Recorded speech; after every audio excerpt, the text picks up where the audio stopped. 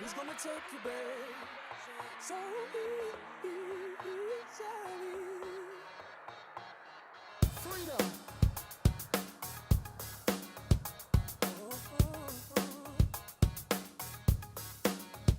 You can tell me what you're feeling, why you chose to take this road, but I'm not willing to give up myself for you to take control. You've been saying all the words, but I'm still circling in love. Maybe you don't even take the trouble.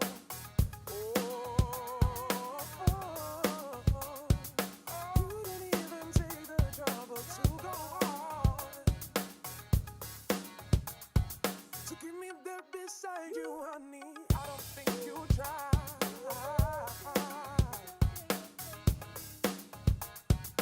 It's okay, cause I don't care if you get over. I don't care if you get real. I don't care if you're older. I don't get why you're so weak. Oh, let me tell you about one thing. Oh, I'm not the one who will take you back so easily, so easily. Oh, I'm not the one who's gonna take you back, darling, so easily, so easily.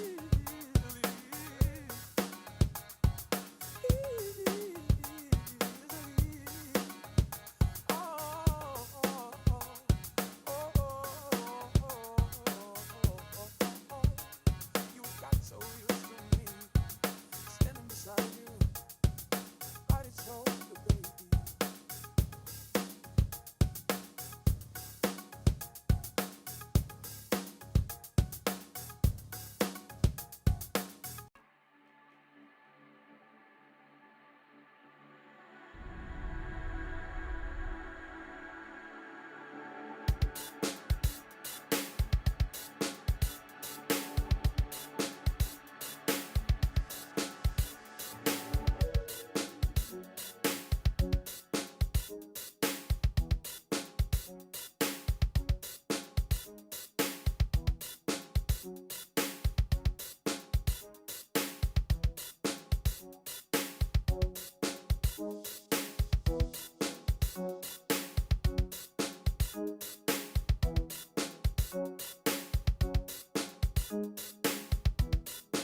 Think of what it is when God himself puts his arms around you and says, welcome home.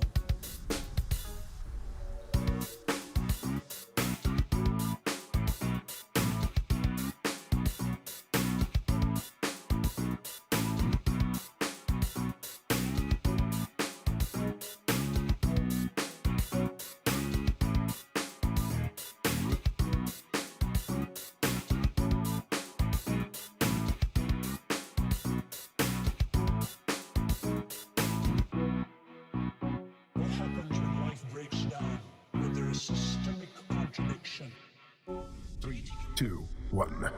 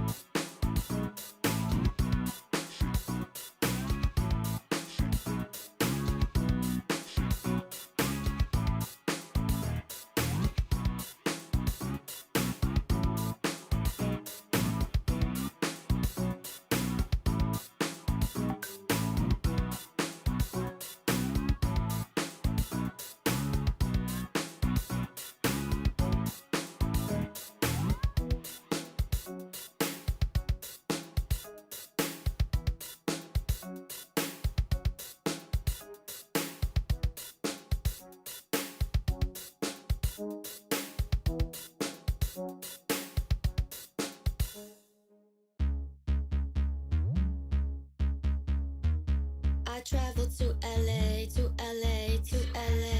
Then it's down to the bay, to the bay, to the bay. I make that paper rain, paper rain, paper rain. Chanel and bathing aid, bathing aid, bathing aid. I travel to LA, to LA, to LA. Then it's down to the bay, to the bay, to the bay. I make that paper rain, paper rain, paper rain. Chanel and bathing aid, bathing aid, bathing aid.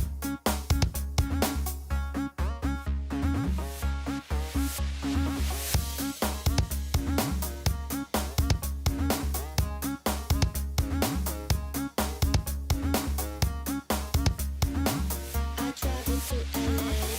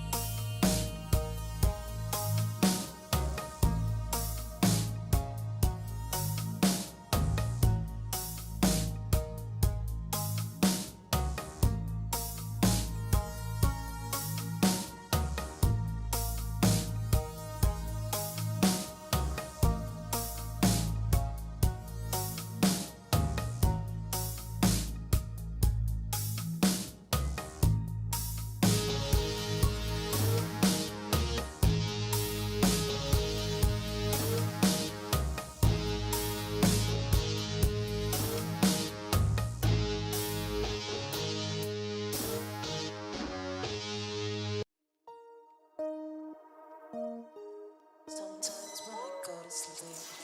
I'm afraid I won't be able to come back.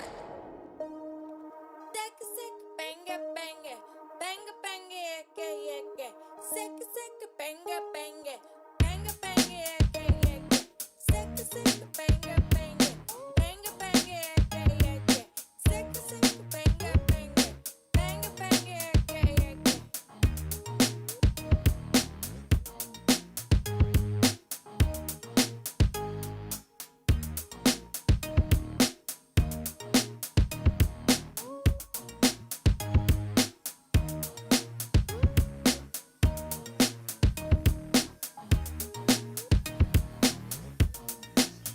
God is on the dance floor. Banger, banger, banger, banger, yeah, yeah, yeah. Sick, banger, banger, banger, banger, yeah, yeah, yeah. Sick, banger, banger, banger, banger, yeah, yeah, yeah. Sick, banger, banger, banger, banger, yeah, yeah, yeah.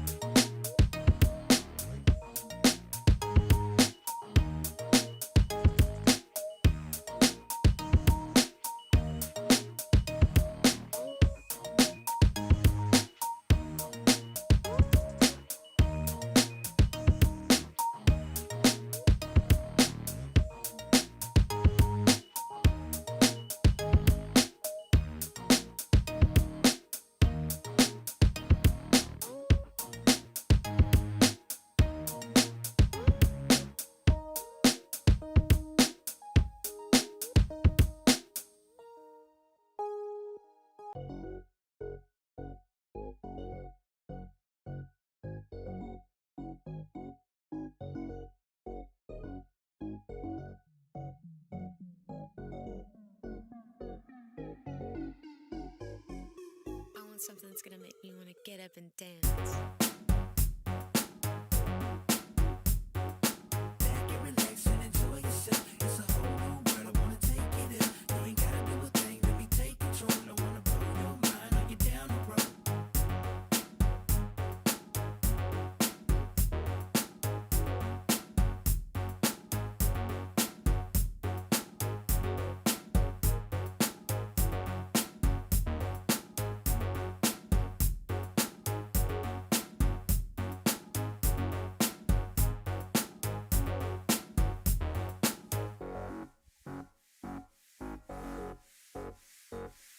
My brain's gonna slay everything in the way of this game that we play where my heart is.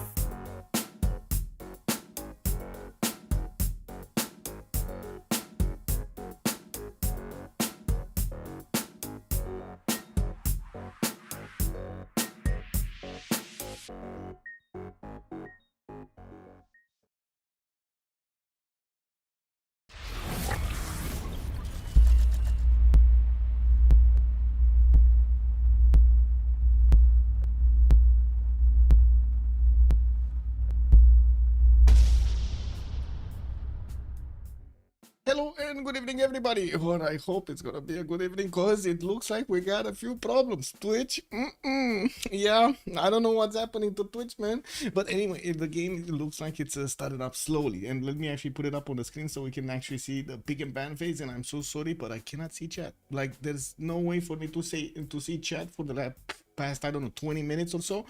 Chat doesn't connect. I cannot see anything actually on Twitch. This is insane.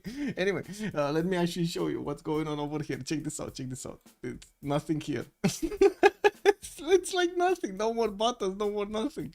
Incredible, no? Incredible. Anyway, let me actually put this on the left side. Hopefully you guys see this and you're gonna enjoy the show anyway. So I'm probably gonna be talking alone over here for the next few hours. We do have Team Ulyss on the left side, and I do see also salad-based mayoneza on the right side. They started off on the pick and ban phase, and by the looks of it, they're going through the ban phase of the leaders over here. In the bottom screen, we do have Saladin Sultan being taken out, and also Kublai Khan Mongolia. While I do see on the right side, we do have both Indias, Chandragupta and also Gandhi, being taken out. We do need to see also the next ones. They have another 3 to go on both sides, and we're gonna need to see what kind of matchup they're gonna have. The map for today is gonna be lakes, so it's gonna be quite aggressive. We're definitely gonna see them sending some units towards each other from an early stage of the game, and we definitely need to see how the map is gonna look like. We do have Mapuche being also taken out by Team Ulyss, and I do see Basil II also being taken out by Salad-based mayoneza on the right side, with another 2 choices to go for. Ulyss is on the buttons right now, and I do have to say I was also talking with Leech earlier to see if this is a server-wide problem over here with Twitch. It kind of seems like it is, and I don't even want to show you my backend, like the dashboard, because like I literally see nothing. Like, it's like unknown user, no more predictions, no more shouts outs, no more triumphs, no more nothing. There's nothing over there. It's incredible. Anyway, I guess we're gonna need to see how this is gonna evolve during the night. Hopefully they're gonna fix it. We did have a problem also with the CWC website, or I should say with the hosting package that we have over here. Unfortunately, I cannot access them. Again, backend problems. Anyway, I do see Genghis Khan is going to be taken out by Team Ulyss on the left side, Mongolia, of course. And we do need to see if they're going to... Well, actually, they took out both of them. That could actually churn out Kishiks like there's no tomorrow. Maybe we're going to see something like Cyrus. Maybe we're going to see something like Matthias Corvinus being picked up. We did see definitely Montezuma shining as he did before. And Catherine de Medici, the Black Queen, is always a good choice to pick.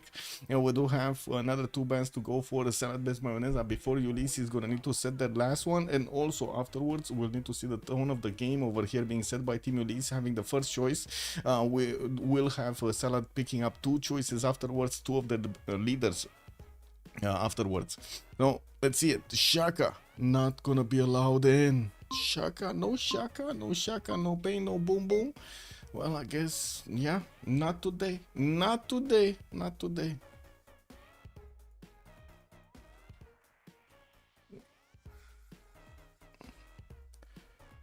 Beep, boop. Give me a second so I can set this on. How do I set this on silent? Man, they changed the UI on the phone, and now a lot of the options I have no idea what they are. Wow. Oh my god. Oh, found it. Okay, never mind. I found it, man. I found it. It's a new button. It's somewhere else. Oh, I think YouTube chat is working, so I guess today we're gonna be talking on YouTube chat. Hello there, everybody, and good evening. Give me a second, I just noticed. Yeah, there we go. Lancer, hello there, sir, and welcome. You cannot use Twitch chat either. Okay, so it's not only me, it's actually more. Okay, got it. I am Neo. Good evening, sir, and welcome. Despite Twitch problems after long day, my beloved blah blah blah. Oh my god.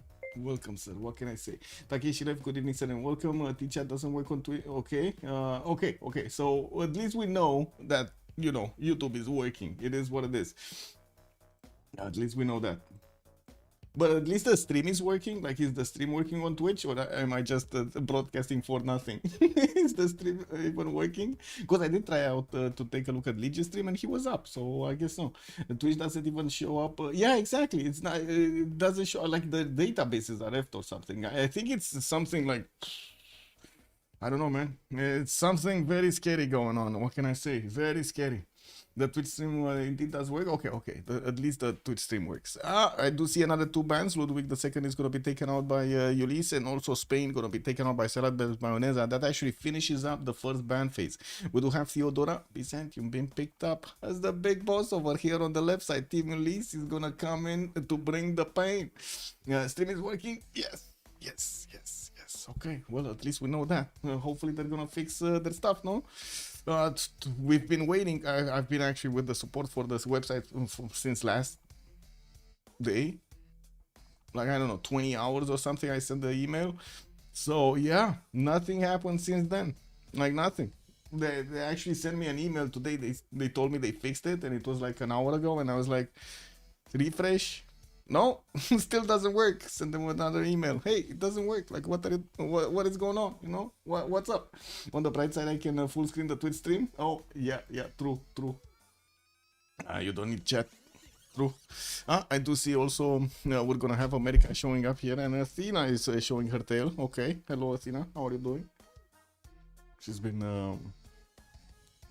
having a few issues over here on the back, unfortunately. We need to comb the hair a little more. She had a few of those hair balls. I don't know how to call them, like when the hair actually gets stuck to each other.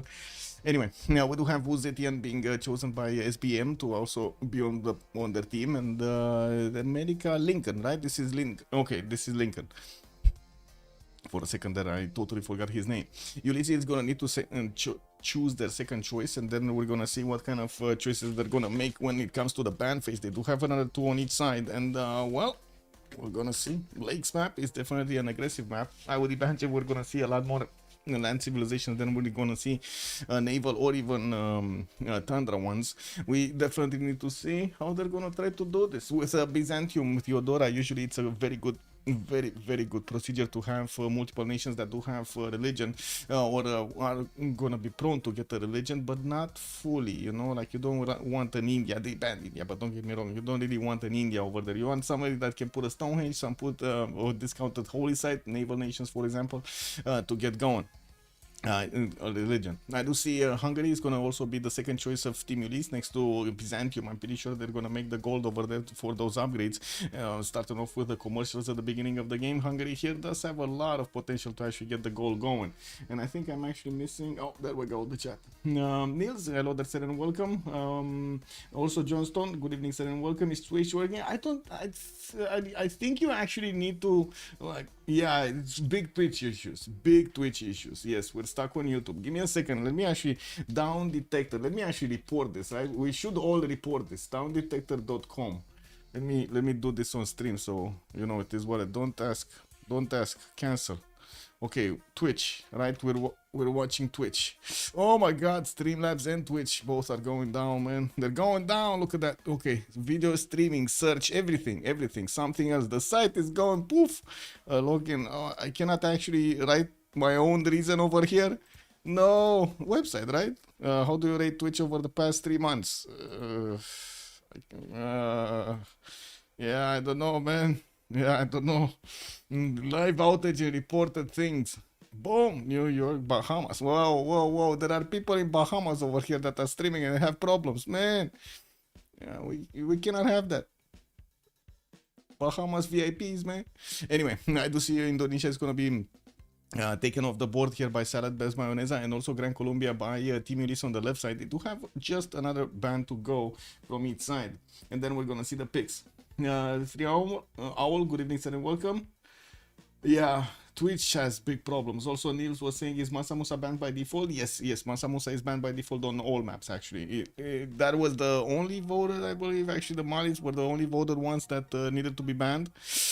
I gotta say, personally, I don't really like it, but it is what it is. As in, I do not believe the CWC as the top competition should have any bans. Right? The players getting in should have already the knowledge to counter. whatever it is, they need to counter, basically. So, yeah. Anyway, I do see Catherine de Medici, the Black Queen, is going to be also the last ban of Salad, with Team Ulyss needing a few more seconds. They do have 40 on the board over here to get going. We're going to need to see what they're going to pick up here. And it's going to be Cooper. Taken off the board. Okay, I guess they don't really like swimming today. Well, they didn't pick up a Naval Nation either. And we're going to need to see if their third or fourth choices are going to have that in their composition. We do also need to see if they're gonna pick up some more aggressive nations over here, because right now I guess they do have Uzetian and then Theodora on the other side. With you kind of give it to Matthias Corvinus also, right? He kind of needs to get those city states going, but if he's not lucky to have city states next to his opponents, yeah, it's not really the perfect game that you'd want to see from him. We do need to see also if they're gonna pick up a very good simmer, a big ball simmer over here. But to be honest, at the moment, I mean, we got America over there, Lincoln. I'm not sure if that is the biggest simmer of them all, but he's definitely gonna pull some punches. Hojo is still available, yes. Indo too strong now, it's even banned on the lakes. Yes, Indo is so strong. But glad to see I was going crazy trying to find something to watch. Oh, okay, thank you. I mean, that is good. That is good. Thank you. I see Vietnam gonna be taken off by Salad Bez Mayoneza. Gonna be taken in actually into the game by Salad Bez Mayoneza on the right side.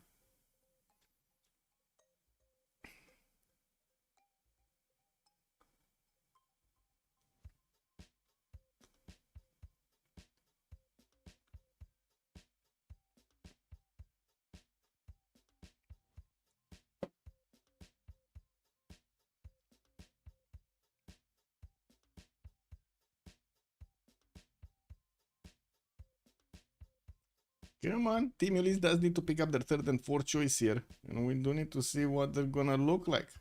We're just gonna need to give them the seconds. Oh, there we go, Babylon. Babylon is considered and picked. Okay, locked in by Team Ulyss, and now they need to show us their full roster. Their fourth choice is gonna be available. Whoa, welcome to the chat room. I actually got the message from Twitch chat. Hello. Let me actually put up a echoing message over here. Hello.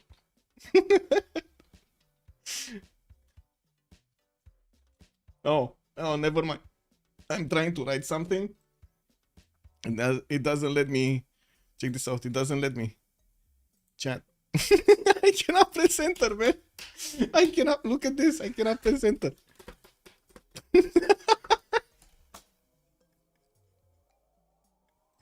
Oh man, let's control F5 this. This. Oh, I can see you guys. I can see. Oh my god, look at that. We can see stuff now. Bing. I can write in the chat. Oh my god, man. Surprisingly, I can write in the chat. Anyway. Let's see, we do have Rome Trajan being picked up by Team Ulyss to be a part of the game, and I do see, oh my god, they almost locked in Movember Zinga. Would have been quite a pleasure to see that, but to be honest, I mean, Macedon does look good also. So let's see what they're gonna do in the game here. They do need to get into the correct slots and also choose their civilization, so we can see who's gonna get the priority from the slots, and also who is gonna play who. Adam, good evening, sir, and welcome. I did see also Fortuna Belly. Good morning, sir. Twitch is working again. Yes, Lancer, it is.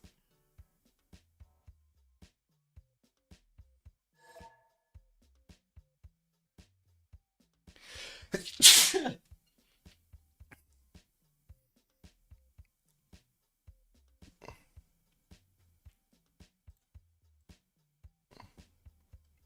there we go. Gonna need to quickly reconnect so we can fix the 0ms issues. Also, no facelifts on SPM to contest Theodora's religion. No. Maybe they will pick something up, but on the other side, they will also need to get the religion going. But to be honest, I guess it's not that bad, right? With Rome on their side, also Babylon on their side, I'm pretty sure they're gonna want to get the religion, discount the holy side of some kind. And I do see that putting Liege on Hammurabi on Babylon on the top slot. Sewi is going to go for Abraham Lincoln. We don't know who Simba is, but I guess we can actually double check here. Oh my god, I cannot even share this picture. Oh, whatever. It is what it is. Give me a second. So we do have salad with dog Didos, Bezdomi, Mayoneza, Sewi, and Hugo in the chat. They do need to actually evacuate over here the chat. They just need to have the 4 players that are in the game. And on the other side, we do have here Ulyss with Alexis Krem, Distoria, Lige, and Rom.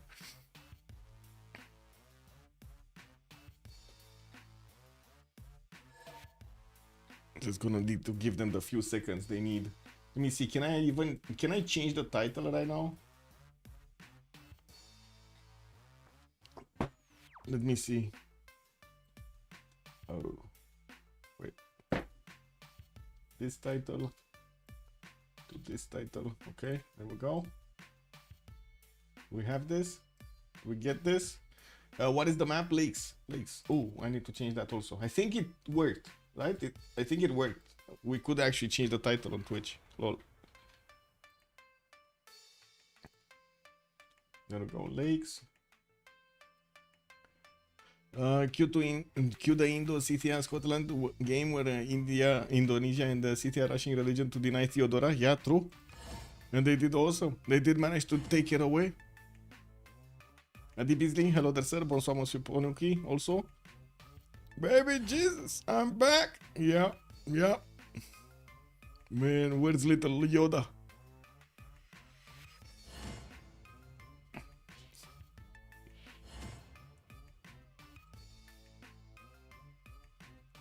I heard they're making another season of Foundation, by the way. Do you guys know about that? Season 3 is about to come around. Yeah, let me see.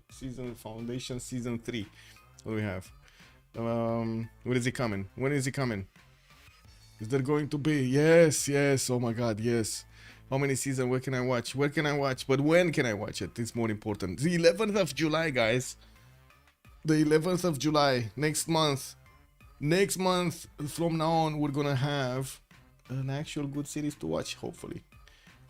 I hope they don't introduce in this one those elements that would like us to not watch, the movie.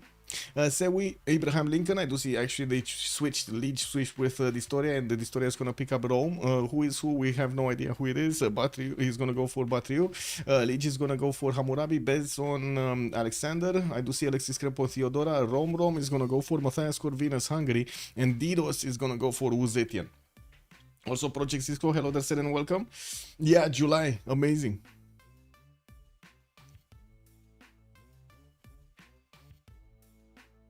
Click this off. We got this. Let me see. Can I put up a prediction? Oh, predictions still don't work, guys. I do not have the button for predictions. Let me see. Maybe read the channel, manage calls, channel, make a more, start a prediction, add. Okay. Oh, I see. It might work. Give me a second. Start a prediction for how many remaps? 0, 1, 2. Start a prediction. Boom. Got it. It worked. It actually worked. There we go. We got a prediction going for how many remaps are we gonna have this game. They do have 1 remap token each, and at 10-10 we're gonna pause the game for them to actually choose if they want to use it or not. We do have the first map loading in slowly. We're gonna need to see of course where the land is, and first chat, where are we going? Are we going left or right?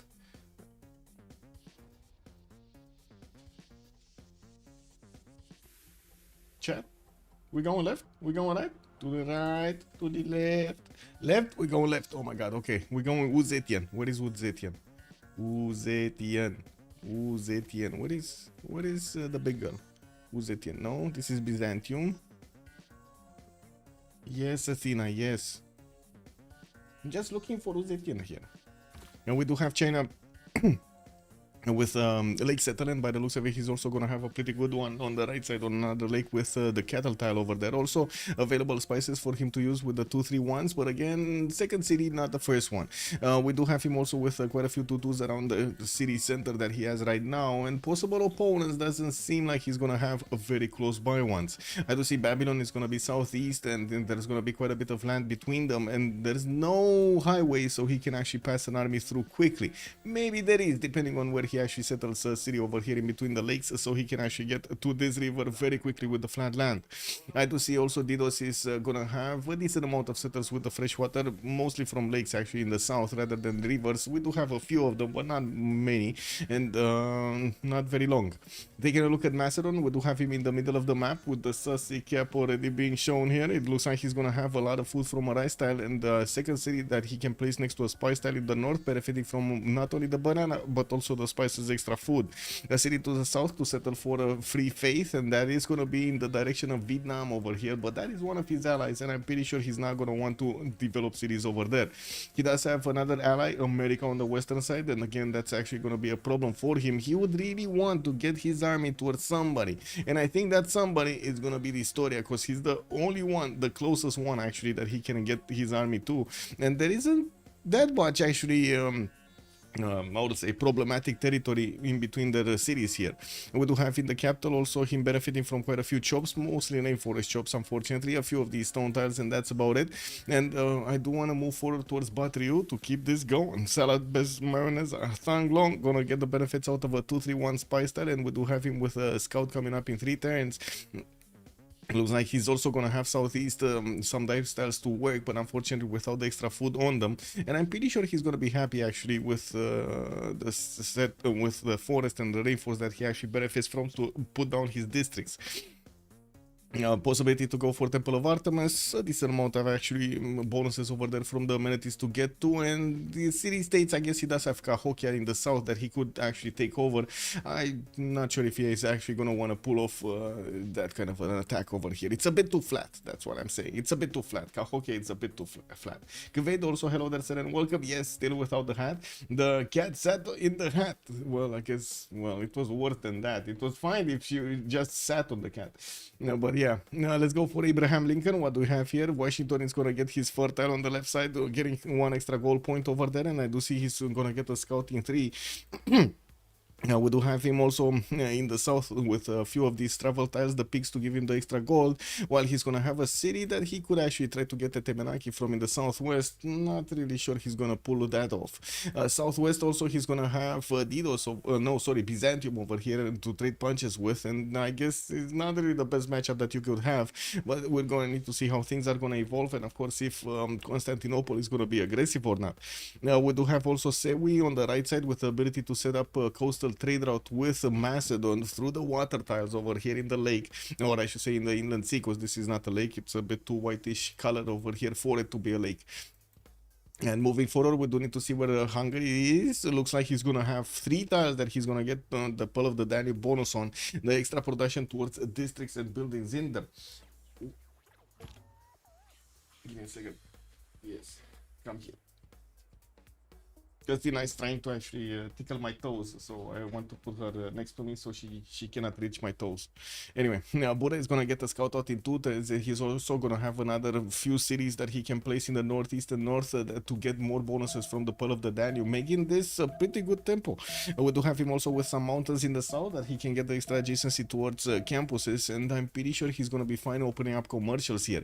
On the right side, he has Uzetian that he can actually set up coastal trade routes with through again a water body. While I do see he's gonna be... Wait a second, Uzetian is on opponent. Oh, wait a second, he's in between all opponents actually. East side it's on opponent. We got in the south here, but we on opponent. Macedon is gonna be an opponent. So yeah, the city of Buddha, man, he's gonna need to pull off trade punches with 3 opponents here.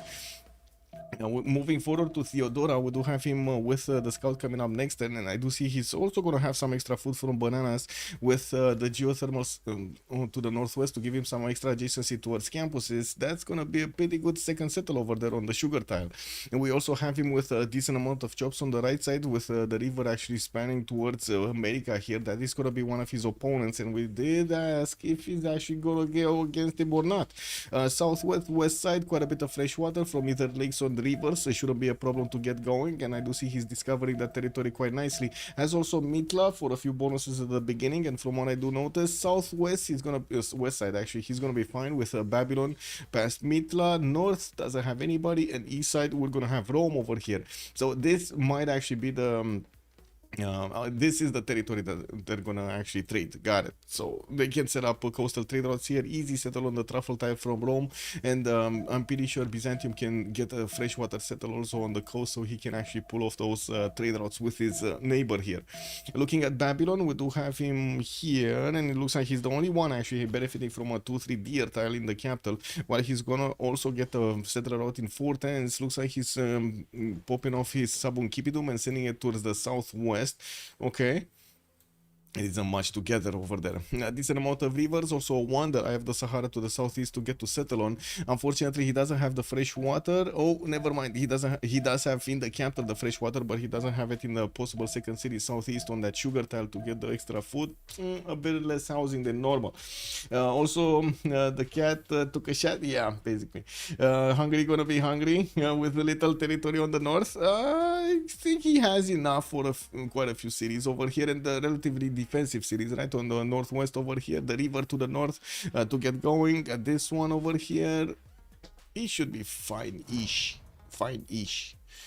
Oh well, I guess we'll see. We do need to take a look at Rome also. Rome scouts moving northeast, that is directly towards Macedon, and I do see America is also going to be discovered in the north. He did manage to grab a builder from a CAD, and we do have him also grabbing another builder over here in the capital. Did improve his J tile, so he has that extra production and of course available war tile to work with an extra culture point. Has actually quite an array of J tiles to work for. But I don't think it's enough for religious idols, like the, you know, to get the extra gold from. I don't think it's enough. Anyway, we do have him also with quite a few chops from the stone tiles. Actually, I would say a lot of chops from the stone tiles. And pretty good possible Etemenaki city on the western side. But since he has Macedon to actually defend, thinking about Etemenaki might be a bit of a stretch over here. He's definitely going to need to get some defenses on the board so he can actually keep away the Macedonian Hetaris from taking over too many cities of his. Yeah, I said it, too many cities of his. Now, Historia is trying to get the advantages with the builder, starting to improve these quarries, getting another 2-3 stone tile to work in the capital to give him the extra production points. And we do have him opening up with bronze, just like Rome is opening up bronze, Macedon and also Uzetian. 4 nations are opening up bronze right now. Did they meet each other? Because, yeah, they met. Okay, so Rome knows about Macedon. They might actually declare war so they can see their loyalty pressure. I'm pretty sure Hungary is going to start seeing Chinese pressure from the right side. We do have South. He's not going to get to see Vietnam pressure. Okay. Babylon, is he going to see something here? Not really. Not really. No. Do we have these guys meeting up? Byzantium and America? This would also be quite important for them to actually know. Oh, I see. I see. Rome knows about America. I see. Well, I guess it is what it is. One more, well, I should say a few more seconds, guys, and we're gonna see that remap. There we go. There we go. Remap started off. As in the remap vote started off.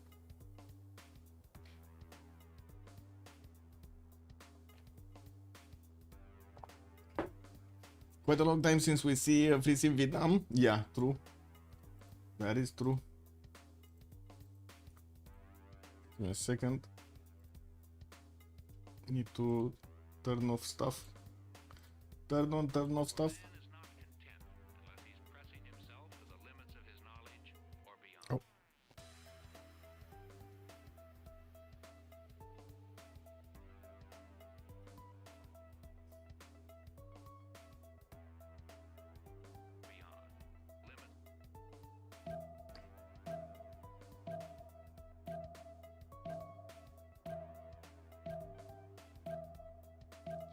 One more to vote, and that's gonna be Leech, and that's gonna be a remap. Then it looks like Salad is gonna choose to remap this.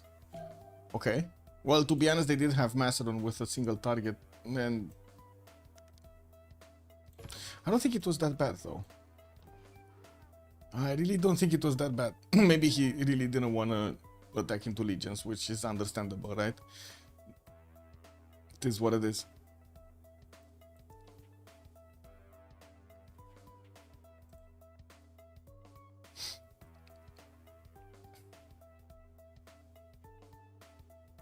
Just gonna need to give them a few minutes. Oh, give me a second while it's loading.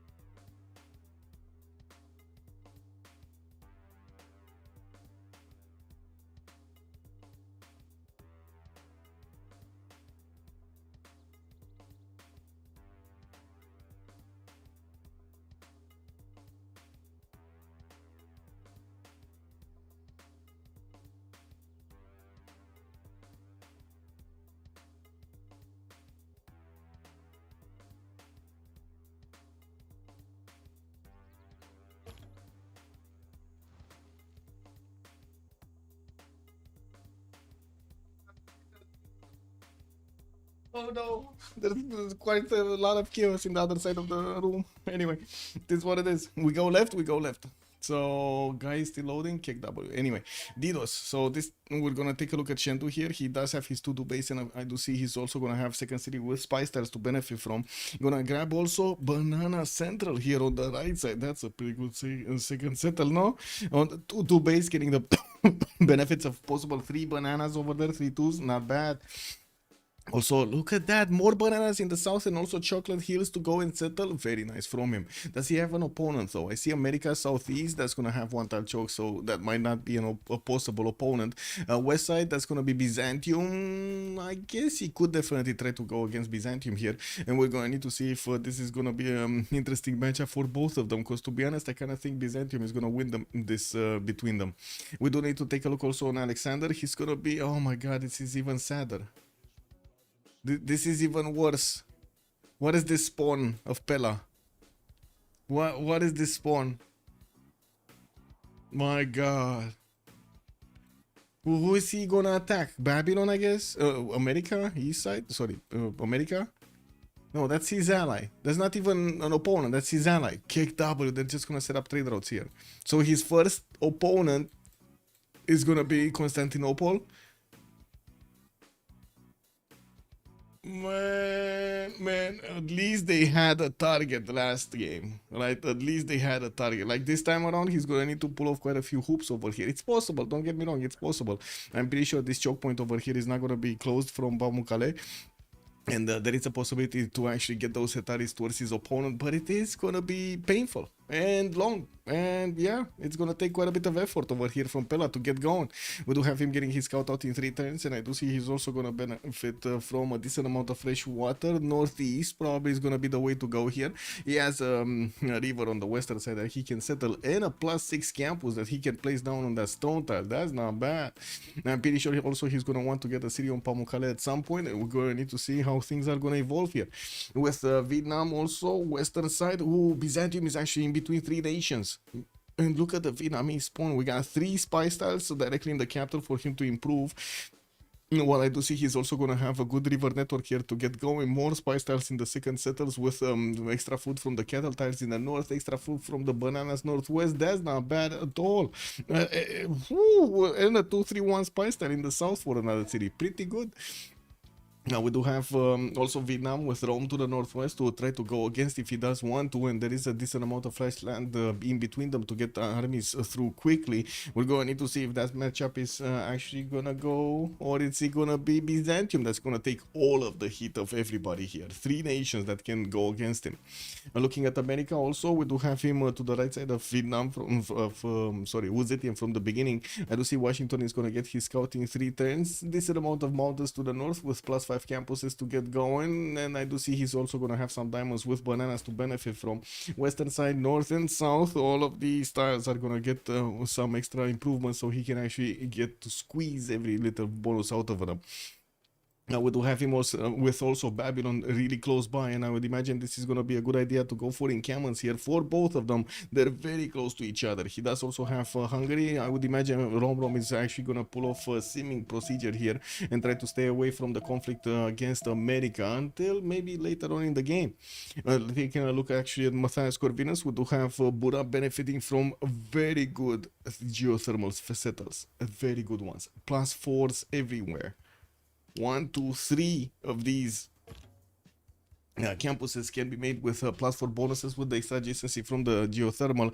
Unfortunately for him, he does only have a single tile with the Pearl of the Danube bonus. Man, if only he would have moved 1 tile. If only he would have moved 1 tile. Why do you think he didn't move? Rom, we need to ask him after the game. Also, good evening, Armada Siracusa. Hello there, sir, and welcome. Alex needs to teach his troops how to alternate between swimming and running. Yeah, Papa's also good evening, sir, on YouTube. Welcome.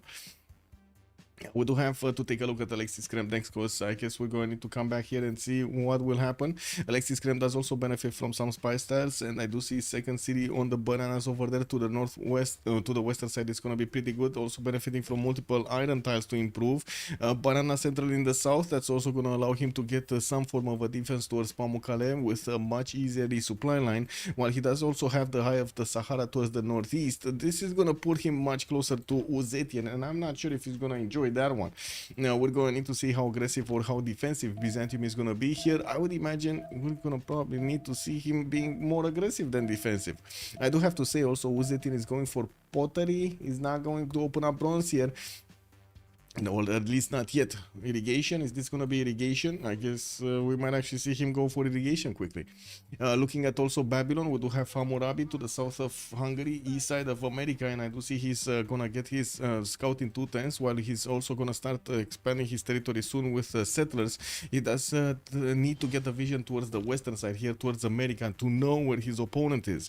Quite an array of wine tiles in the southwest, but pretty far away. Extra food from a rice tile, and we do have him with a decent amount of fresh water from these rivers. East side, north, not gonna be a problem, while we're probably gonna see them try to get some coastal trade routes going. I'm actually curious how they're gonna try to pull this off. Hungary can come around here in the Namadol Sea, and we do have also Babylon with the available choice, so I would imagine Adriatic Sea over here is gonna be one of the how to say one of the water bodies that they're going to use to trade with each other. Ooh, Rome can actually be here also. So yeah, there we go. I think it's settled. The Adriatic Sea is probably going to be theirs. Yeah, they need to settle it, right? They need to get those trade routes going. We do need to see, of course, if Ulyss is going to want to keep this, but seeing that they do have the extra trade route how to say possibility to go international trade routes here in the water, they do have a very big advantage, and I'm pretty sure they're actually going to discover this, right?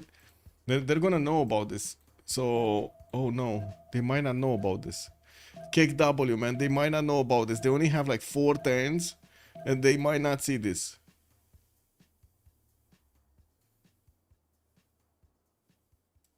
It is what it is, boys. It is what it is. Rome is going to have a fast Pantheon, getting the advantage of a dice tile here in the capital, and we do have him also getting his settle out in 5 turns. Easy to go and settle the sheep tile to get the extra food. And how is this possible? Getting 2, 4, 6, 8 coffee tiles in the north? Kick W, man. That's a single city with 8 coffee tiles, guys. One single city. You settle over here and you get all of them. Lol. Let me actually put a picture here. Get a picture. Picture. What is it? Here? Where did I put it? Not this, not this. Big muscle board. This one. This one. What is this with the upload failed? Oh my god, this Discord effing up also. I guess I'm just gonna leave it here. It is what it is.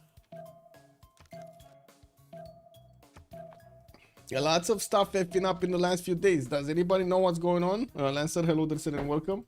Let me see. Discord status. Ooh, disconnect. No. Wait, we're going to the lobby?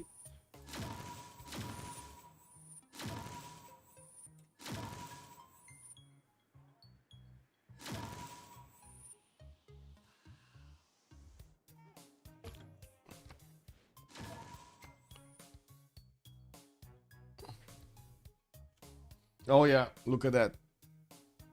Discord is reporting updates.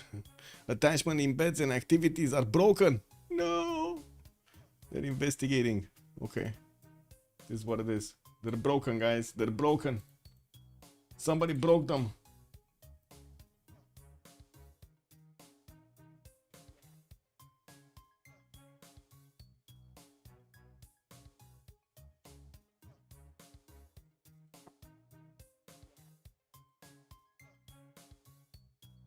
Okay, just gonna need to give them a few moments here to get back into the lobby.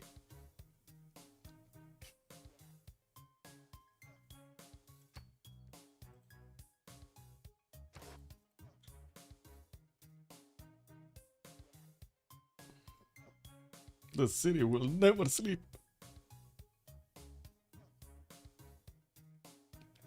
Well, the coffee city? Yeah, the city is not gonna sleep. One more coffee Exactly. Exactly. They needed more coffee, Settle. What do you mean? Good evening, sir, and welcome.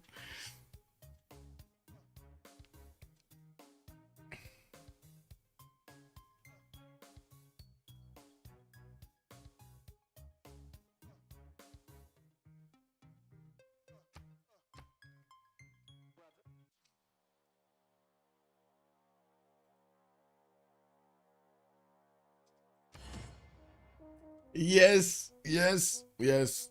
Knock on coffee. Murphy Law, good evening, sir, and welcome. Yeah, there was a settle with 8 coffee tiles. 8 coffee tiles. But all of them 2 1s, you know. 2 food and 1 culture. All of them flat.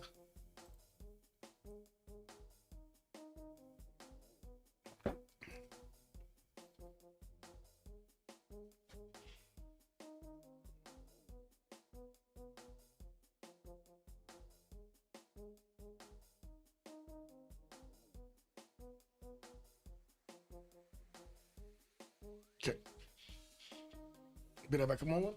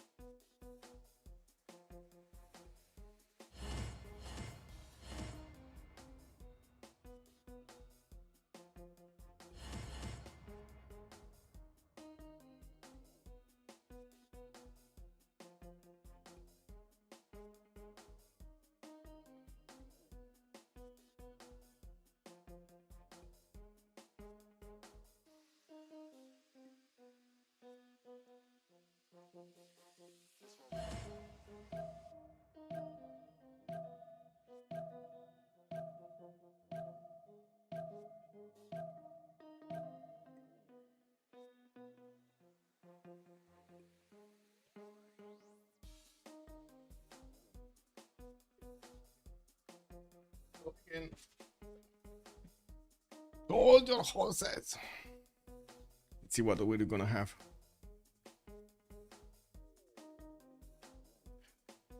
They did a remap, no? They, I'm pretty sure this was a re-lobby.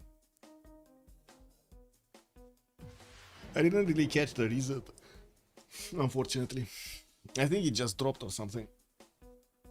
Just surprised they didn't wait another 4 turns so they can decide if they want to remap this or not. But I guess we're gonna need to see. Let's give them a few seconds here. Oh, and we have 1 down. 1 man down. This dome is down. Oh. Yeah. This is what it is, boys.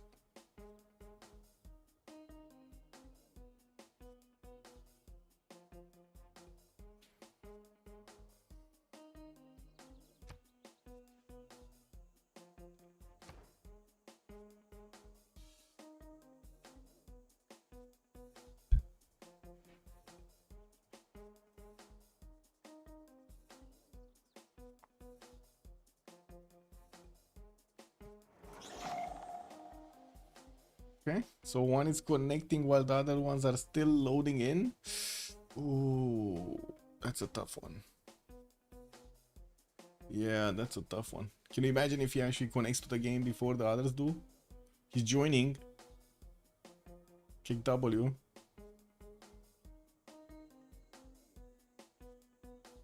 Why cannot I make this menu bigger?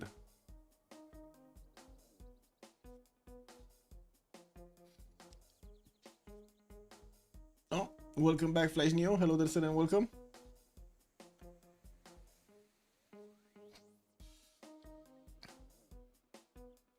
Okay, so we connected, Valanchi connected, and we do have also Bezdomi connected. Let's see. Hopefully we're not gonna have these things, but you know, that's yeah. This is what it is. not really, not really happening.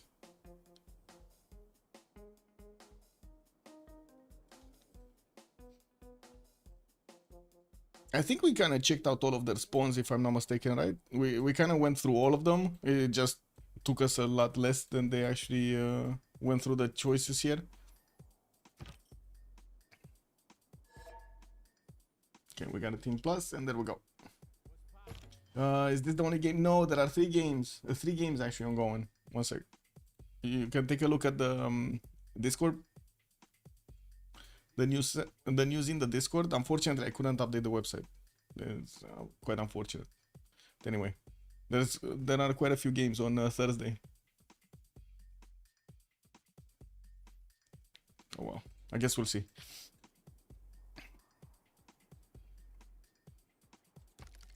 I'm still looking, by the way, but it takes me way too. It takes me like an hour or 2 to actually update the website. After I do get the access to it back. Kick W. It is what it is. Let's see them fix their backend.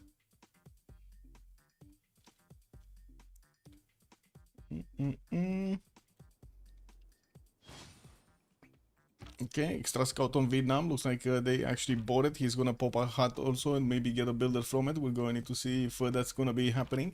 Byzantium is also gonna be in between multiple opponents here. I do see we did actually specify this, right? Macedon, Uzetian, and also on the western side he's gonna have Vietnam to go against. This is not gonna be an easy game for Simba here, for Alexis Krem. Coco Crasher, hello there, sir, and welcome. There is a remap token, yes, available on Ulyss. Salad actually used their first remap token, if I'm not mistaken. Oh, if I'm not mistaken, yeah, I think it was Salad, no? Or was it Ulyss? You guys remember? I think it was Salad. But anyway, maybe somebody remembers different. There is still a remap token, basically. Ludovic of hello there, sir, and welcome. One for Ulyss, okay, perfect. Multiple, of course, the nations just getting their settlers out, and we're gonna need to see them get their directions going.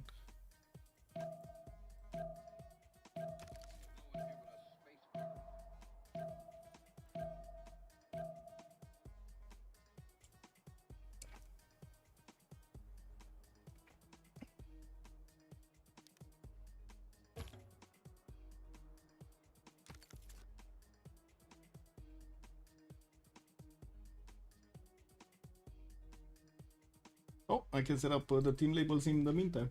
Gotta use the time for something, no? We got Salad on the left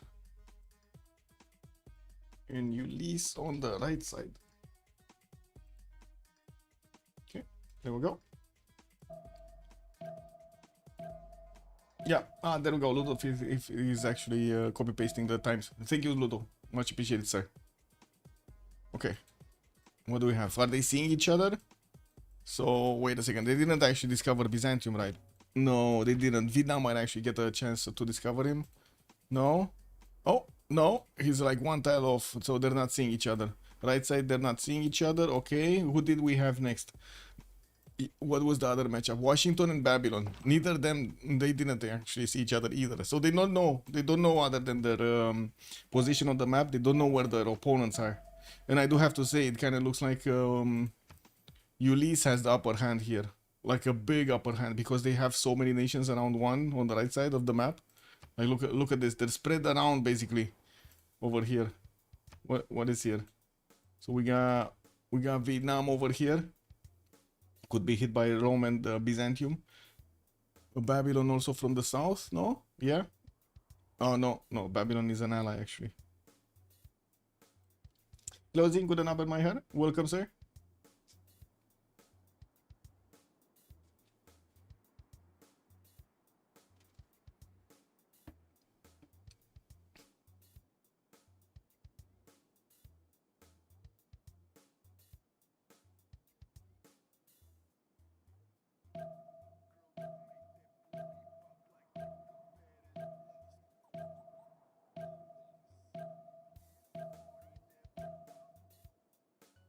And they say no.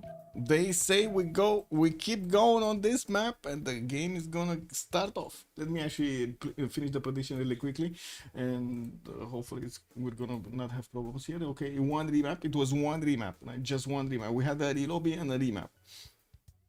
And put up the next prediction. For which city is gonna be the first one to be taken, right? We didn't really put it the last time, but this time I think we have possibility for them to take a city way before we do have a winner basically in the game. But anyway, what do we have here? Dido says bug. What bug? Is that the flu? You have still revote? What? What? Oh my god. Kick W. Yeah, it is what it is, man. Anyway.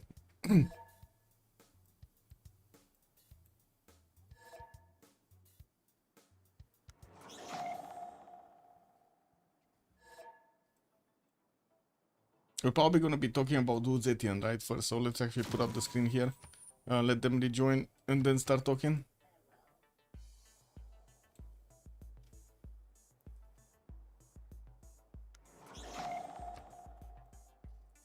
Max, hello there, sir. Yeah, this looks like it's gonna be a long game. If we have so many like little issues like this, it is gonna be a long game. Hopefully, it's gonna stabilize. I'm just, you know, throwing it out there. But to be honest, in this lobby, we already had two of them disconnected and reconnecting, so I don't know. We might actually have a desync.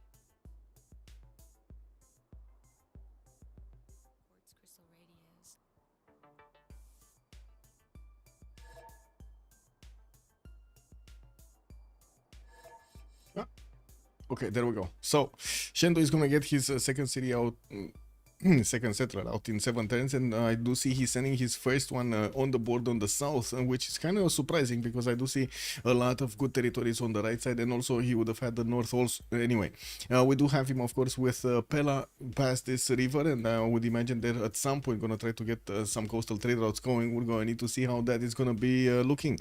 I do see an Arental in the second ring towards the north, and also he has his horse style southeast in the second ring with no discovery on the right side. Oh, never mind. He actually did discover this 2 banana setter, so I have no idea why he's going south with this city, since he's not gonna have the extra food and not gonna have those extra very good juicy tiles to actually work there. On the southwest, we do have also Macedon sending his second city to the western side here to get it on the river coastal, and of course have the benefits of putting down the +6 campus. We do have him starting off on astrology, looks like in 5 turns with foreign trade routes, foreign trade also in 5.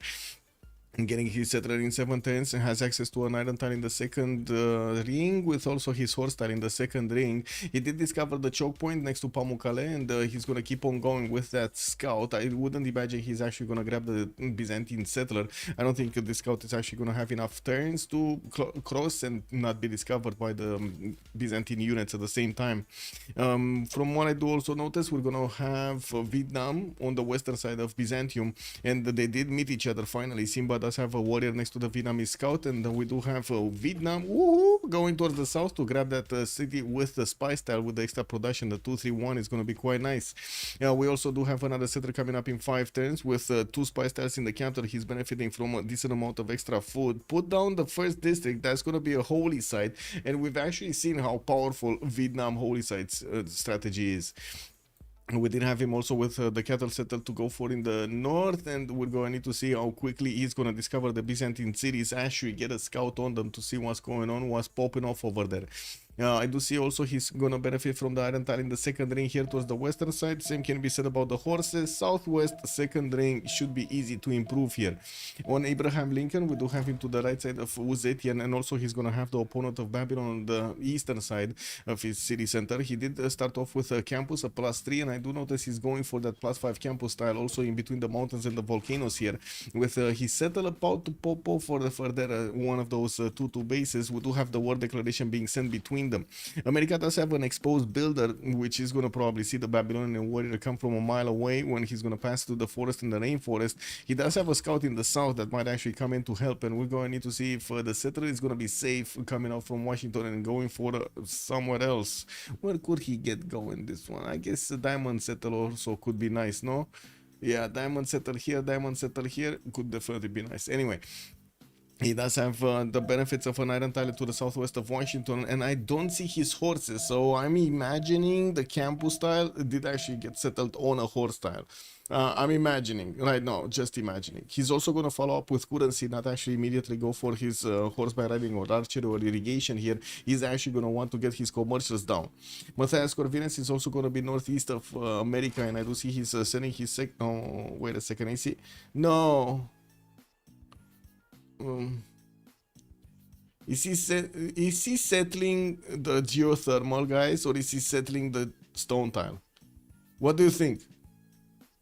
Oh, chat, what do you think? Is he settling the geothermal? Because he has his waypoint on the stone tile, and I'm like, oh no, please, I mean, don't do it. You know, no Paul of the Danube over there bonus. Anyway, very good adjacency towards other campuses here, and we do have Burak getting his settled out in 2 turns. We also do see he's only going to have a single tile for the Pearl of the Danube, and he's careful to actually keep his scout next to his settler so he doesn't let it be taken over by anybody else. With also quite an array of horse tiles in a possible city on the right side, he's going to have his own horse tile in the capital in the second ring here, and this is the moment we have all been waiting for. There we go, geothermal settlement. I was thinking, is he actually gonna settle on the +4 campus? I don't think so, man. I don't think so. Anyway, we do have him with a decent amount of river networks here towards the northeast and the east side. He has roam past this river, and of course that's going to be one of his allies. They could set up coastal trade routes, like I was saying, in the Adriatic Sea over here, and we're going to need to wait and check out what's going to happen in the next part of the game, since he doesn't really have an easy way to go towards the southwest towards his opponent here. We might just need to see Babylon being fed to fight off America. Sewi 27 is going to have a bit of a challenge there. Yeah, taking a look at also Byzantium in between 3 nations. We do have him putting down his holy sites. Second coming up in 3 turns from Thessalonica. The first one did get finished in Constantinople, while his settled is the third one is coming up in 4 turns here. He is getting scouted by Macedon slowly but surely. We do have Bez coming around the mountains here through the Pamukkale choke point, which wasn't discovered by Byzantium from the other side. As you can see, he did not actually take a look here. He doesn't know what he doesn't know. It's a bit of an issue. Constantinople also benefiting from his iron very far away in the third ring to the western side, while he's also going to have his horse a second ring here as northeast. That's going to be easy to acquire. Also Broccoli, good evening sir and welcome.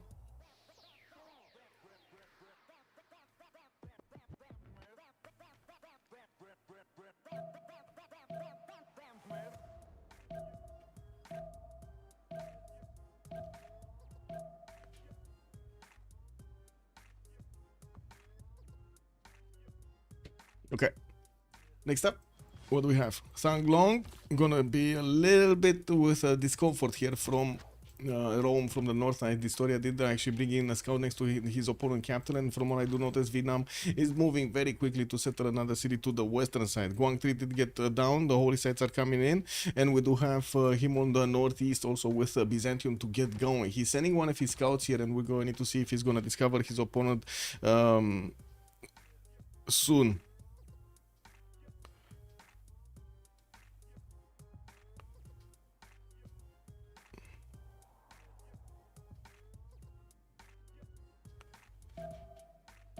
city states control. We are turn 17, so we can actually take a look at the city states slowly but surely. We got Namadola Uthaya, and I do see Vilnius with Kumasi coming up for the culture city states. Jerusalem, Yerevan, Vatican City are going to provide religious bonuses, and of course we're going to need to see if Byzantium is actually, and also Vietnam, if they're actually going to go and take some of these cities for themselves. Bandar Brunei with Venice trade bonuses. We do see also a CAD is going to come in with military. I do see also Singapore is going to be the only one for industry, and that's about it, right? We don't really have that many others.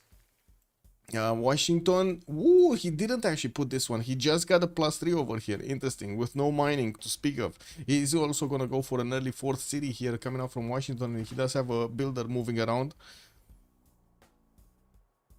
We do have also the Warrior of Babylon coming in to sniff his cities, while in the eastern side, looks like America's coming in. Uh-oh, America's coming in to play.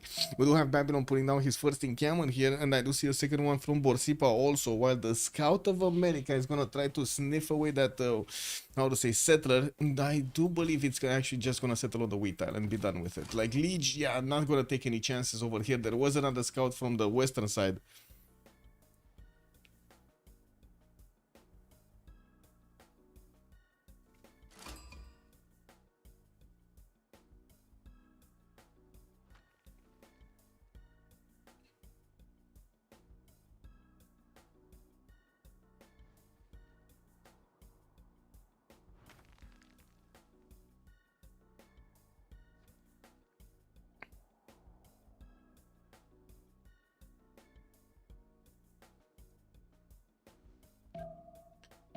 No.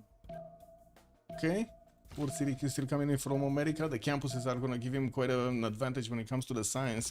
And I do see finally Didos is actually going to take the second city on the eastern side. Oh, wow. He actually moved so far away to get the Chocolate Hills settled. Changsha did get settled on the Chocolate Hills, guys. What is this? Getting a campus out? It's only a +1 here next to his capital city.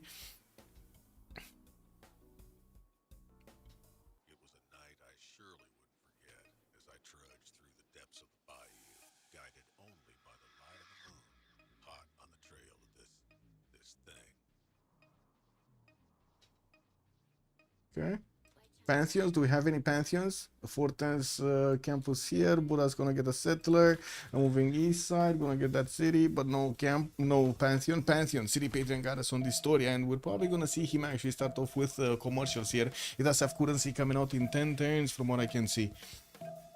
Third city coming out also from Rome in 4. No, actually that's his 4th. He's going for the coffee settle on that warrior, and his 4th city is coming out from Rome soon. Shouldn't be a problem actually. Yes, he does have Byzantium on the right side to Vietnam to worry about the southeast, although I'm pretty sure Vietnam has other priorities right now with his holy sites coming around. We do have him also getting his shrines in the holy sites, and I do notice his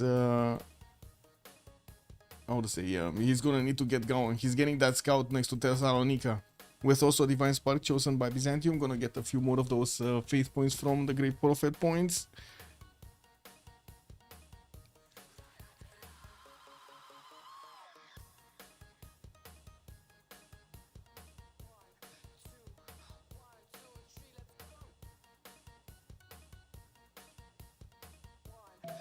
Kick. Macedon did get Sharky Dicky down, not on the river though. He went on the diamond tile. Interesting, as in he's not benefiting from the fresh water. Gonna get a builder there, and we're gonna need to see him start improving stuff with a trader coming off from Pella in 2 turns. Where is his third? Oh, I see, he's going south over here with the 3rd city. 2-2 base getting going, rice tiles and a few 2-2s to also get the stuff going. He did have also one settle to go for northeast, and of course he did discover the choke point towards the Byzantium, not really putting down his encampments yet, and I do see he's going celestial navigation. It looks like he's gonna be the gold generator of the team here. Also Boonsrat, hello there sir and good evening. Once more set in location to take over enemy cities first. Any civs facing off? Yes, we do have Byzantium that is in between 3 opponents. Macedon, Uzbekistan, and also Vietnam. Rome is also going to have a possibility to go against Vietnam, and there is another conflict zone over here in between Babylon and America. You can already see that very close to each other. We got a slinger coming out from Washington, and this settler is going to need to start moving towards the south here, while the warrior of Babylon is still waiting to see. This is like a basketball player, you know, he doesn't know. He's going left, he's going right, he's going left, he's going right. Where does he actually need to go? And I would imagine it's still going to be the one thing that he's going to need to actually climb onto. And this Civ6 settler is going to try to go bananas. No? This kind of looks like, oh, wow. Leech. Oh, wait a second. This guy is going somewhere else. Where is this guy going? Is he going mountainside? Is he going western side over here next to bananas in no fresh water? Interesting. Anyway, there are two slingers that are going to start shooting rocks at this Babylonian warrior. And we do need to see where the settler is going to go, but it doesn't really seem like it's going to be a priority right now. Still no Pantheon here. Still no Pantheon on Babylon. We do have him with the first encampment showing off, and I do see he's making 2 great general points a turn. Not bad. Wait. Oh yeah, he did get the barracks. That's why he got the free barracks basically.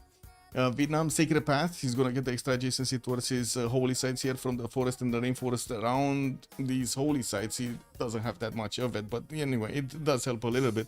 We do have him with a few, with a builder coming up from Thang Long, and still only 3 cities. We will probably gonna see him pick up a monumentality and taking a look at his stats here. He does have at the moment only 4 faith a turn. Oh my god. What is this? This is not a good monumentality, guys. 4 faith at 10. I guess we're gonna need to see where he's gonna get his, when he's gonna get his religion, if it's gonna be better. We do have also Hungary starting off on his campuses here. I do see a +4, and did he just settle a +2? He did settle a +2. I guess it was a faster. Oh my. Okay, interesting. He would have needed to actually get his masonry if he wanted to get it on the stone tile, and I think he prioritized actually getting the discount more than he prioritized getting the best campus ever basically. Fourth city also coming around from Buddha. We do have him with a builder in 2 turns, and I do see he's also gonna grab a campus in Debrecen that's only gonna be a +2, but across the territory here, so he can actually, across the river, so he can actually get the Pearl of the Danube bonus. We still don't have cities on the coast, and by the looks of it, Debrecen settled right there does not give the opportunity to actually get another city on a 2-2 base here. Yeah, I guess you can get the banana settled on the 2-1. Well, it is what it is, right? We do have Rome getting his 4th city out, and I do see he's starting to move it towards the western side while he's putting down commercials everywhere. It will have them being built quite quickly. He does have city patron goddess 40% towards the first district. Is very important.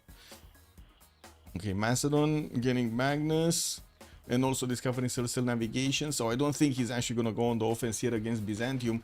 Byzantium did discover Eastern Orthodoxy. He's going for work ethic with Defender of the Faith, and with the extra production coming up from his shrines and temples, he's also going to have an extra +3 that he can use in defensive purposes here. Moksha establishing Constantinople in 2 turns, while I do see Simba is on, well, Simba is on 12 faith a turn, double the amount of faith per turn that right now Batriu has.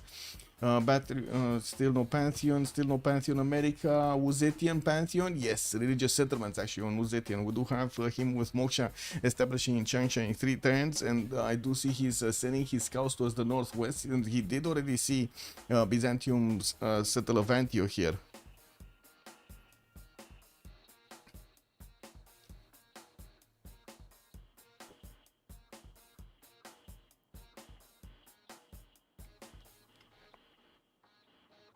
Also, I do see he did start off with a single campus, Uzetian. A single campus, not 2, you know, for the discount, not 3 for the discount. Oh, he did get 2 actually in Changsha. He got another one.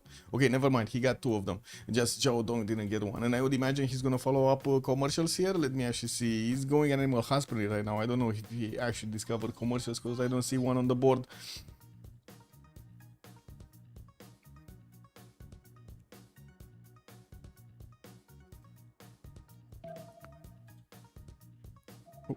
There we go. Suns are starting to come around from Vietnam, and from what I do see, he did manage to get those builders in the build queues. He still doesn't have a religion, slowly getting those great prophet points. While Vietnam is on 4 great prophet points, we do have another 6 turns for him to actually get going, and I would imagine he's going to be fine here. 4 turns he's going to have it anyway. Might be even faster because he does have a holy site in 2 turns from Kong Kwong finishing. Didn't he finish a shrine also? Oh, anyway, it is what it is. We do have him also sending his builders on the spy style so he can start getting those plantations through. And I do see he is discovering where Rome is to the northwest. Rome finishing up commercials, getting magnets establishing the capital city. And I do notice he's not actually going for the coastal settle. Did they not discover this coast? They did, no? So they do know they can actually get the... It is what it is. Anyway, Babylon is also going to start off on his encampments, and I don't see him actually making those great general points. It's in the projects for the great general points. He does have 3 of them per turn, and I do see he's not that far away from actually getting the first general, with Moksha establishing in Babylon for those extra culture points and some faith that he's not going to get to use. We do have him finishing off his 3rd encampment in Borsippa. Well, Liege over here is probably going to be quite aggressive against America on the western side, but since America does have a decent amount of science per turn, it might actually defend quite properly here. Might not be that easily to face it off.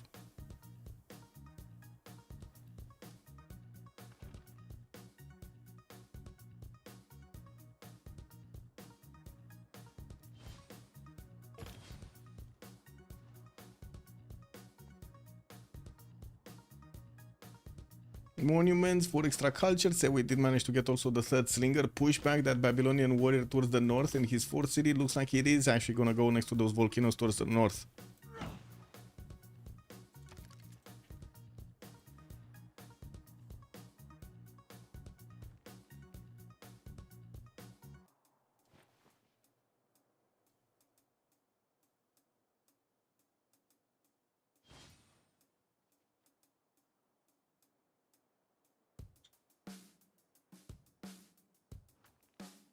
Okay, W.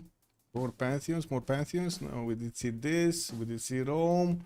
Vidna. Oh, sorry, Theodora. Do see he got some archers to actually fend off the attack from China, or actually push back the scouts from China. I wouldn't really call that an attack.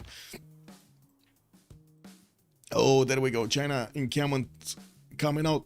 Very nice. Also, Moksha establishing in Jiaodong, not in the capital city of Chengdu. Oh, sorry. I think I have the... how do you call this? The hiccups. I have the hiccups. America, Pantheon, monument to the god. What?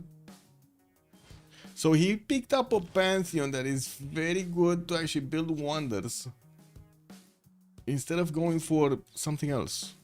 Like, what would if he had over here? Only 1 tile here, 2 tiles resources. He doesn't have another one. I guess religious idols would have been something, but I wouldn't really say it's that good. Oral tradition for the bananas and the wine tile, not that much either, like 6, maybe 7 points of extra culture. I mean, don't get me wrong, monument to the gods is not gonna give him that much either. Like maybe shave off a turn or 2 of some wonders, but that's about it. And he's gonna be in war most of all games, so that's gonna be a problem.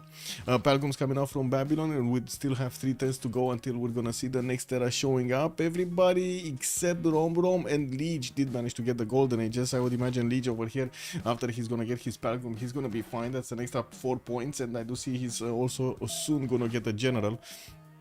He does have a deer tile that looks like he might actually want to chop here for Borsippa to get that encampment training projects going. He only needs one. He only needs one encampment training project to get going.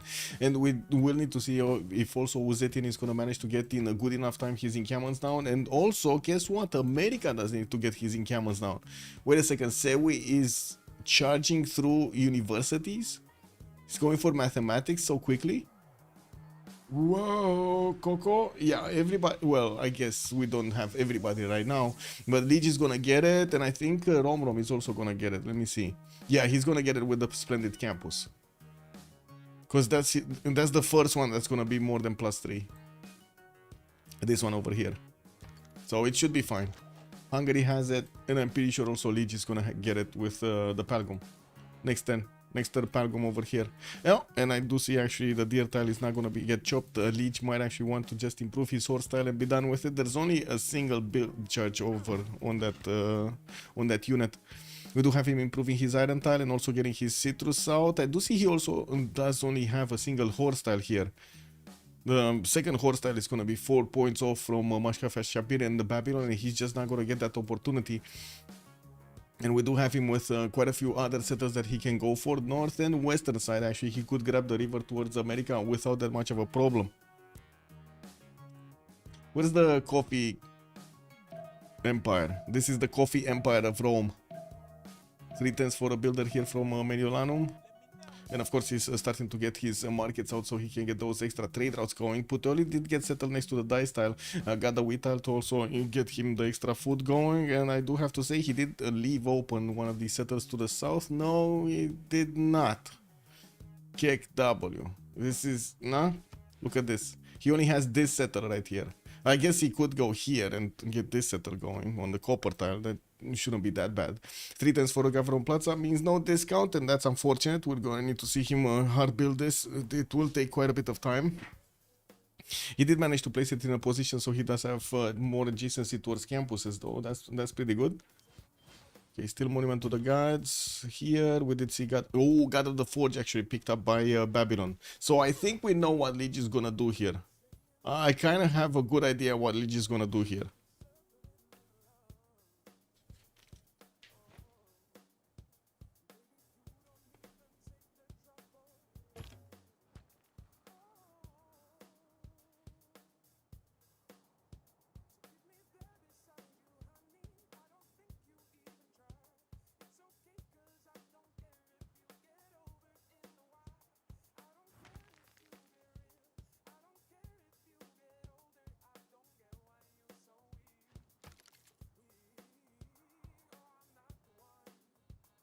Campaigning project in 2 10, so Babylon does want to actually get going to recruit these generals. I do see Byzantium did manage to get the first one on the board, and Vietnam is starting to get some great general points as well. So America is just not going to have a general. Not only did he doesn't have bronze working for encampments to be placed down, nor did he actually use the card in, he just doesn't have a general. Oh my god. Okay, this is a problem. We do have another encampment training project coming up from Byzantium here, and he's definitely going to recruit a general. Babylon is going to recruit one. Vietnam needs to get one, and we do have Uzetian also needing to get one. When? 2 encampments finishing next turn. Jiaodong and Shendu. Changsha didn't get one, and I do see he's working that city to get more settlers going, while he does have a builder. I'm not sure if it's coming or going, actually, to get the horse or not. Alien, good evening, sir. What are the different religions? I think we just had the second one set up. So Vietnam is gonna go for religious community and pilgrimage, and he does have Sacred Path as a pantheon, while we do have Byzantium go for work ethic and defender of the faith. Also, I'm not sure if we're gonna see actually Babylon here be rel if he actually goes against America and starts to take over cities. He's gonna be extremely relevant to the game, no, McCallion? I would imagine so. Anyway, we're 10:31. Let's just give them a few seconds so they can pick their bonuses up, and let's take a look here. We do have 1, 2, 3 of these generals immediately picked up. Vietnam with Byzantium and also Babylon picked one each, and I do see Babylon does have the ability to pick another one in next turn. Okay, while Didos is gonna get his Pen Brush and Voice Golden Age, I do see he's 15 science with 10 culture, 37 points of production. He did manage to get going his points for the generals, and we're gonna need to see him actually get the projects. He needs to get the projects. There's no way, no? There's no way other than getting the projects here. He's definitely gonna deny America a general. And we do need to see when the units are gonna come out here. Looks like Babylon. Oh, wait a second, Liege. Oh yeah, he does want his second one. So I'm pretty sure there's no way for Uzetian to actually get one here.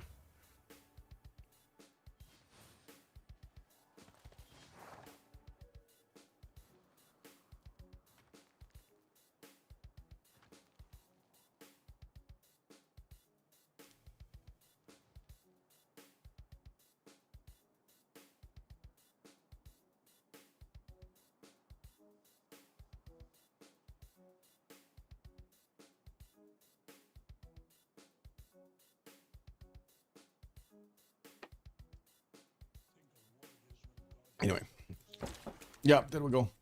second general in Mashfashapir. No more generals from the first stage. We do have 2 of them on Babylon.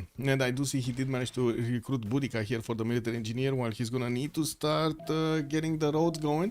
The 4th city is coming around from Babylon, while in the tech side, I do see Liege is gonna go for currency. Anyway, Salad Bez Domi here on Macedon. We do have him still on 3 cities, getting his harbor out, and the 4th city moving southwest. He didn't put yet that campus on the stone tile for the +6, while we do have him with 8 science and 15 culture. He does also have 29 points of production only. He's so far behind everybody when it comes to the production. Got his government plaza down, got a few more builders, has Magnus to actually help this builder chop, and we're going to see him use his God of War and Plunder Pantheon for the double points on the admiral, so I should say for the extra points on the admiral. So when it comes to his harbors, Vietnam, Monumentality Golden Age with 15 science and 33 culture, still on 3 cities. Didn't manage to actually recruit. Oh, he did manage, sorry, did manage to recruit a general. I didn't see it. Where is he, general? Hello? Oh, I see it. Northwest. Okay. So he sent it towards Rome, actually. He's not that worried about the eastern side. Interesting. Because, I mean, to be honest, already we do see horses going against Badar Brunei over here. Byzantium does have Shunzu to help him out, and he's gonna be bad. He's gonna be bad, very bad. But he did go for Defender of the Faith, so he's not gonna have his ability to actually spread that crusade all around. This is gonna be a bit weird, but it is what it is, not as we're used to.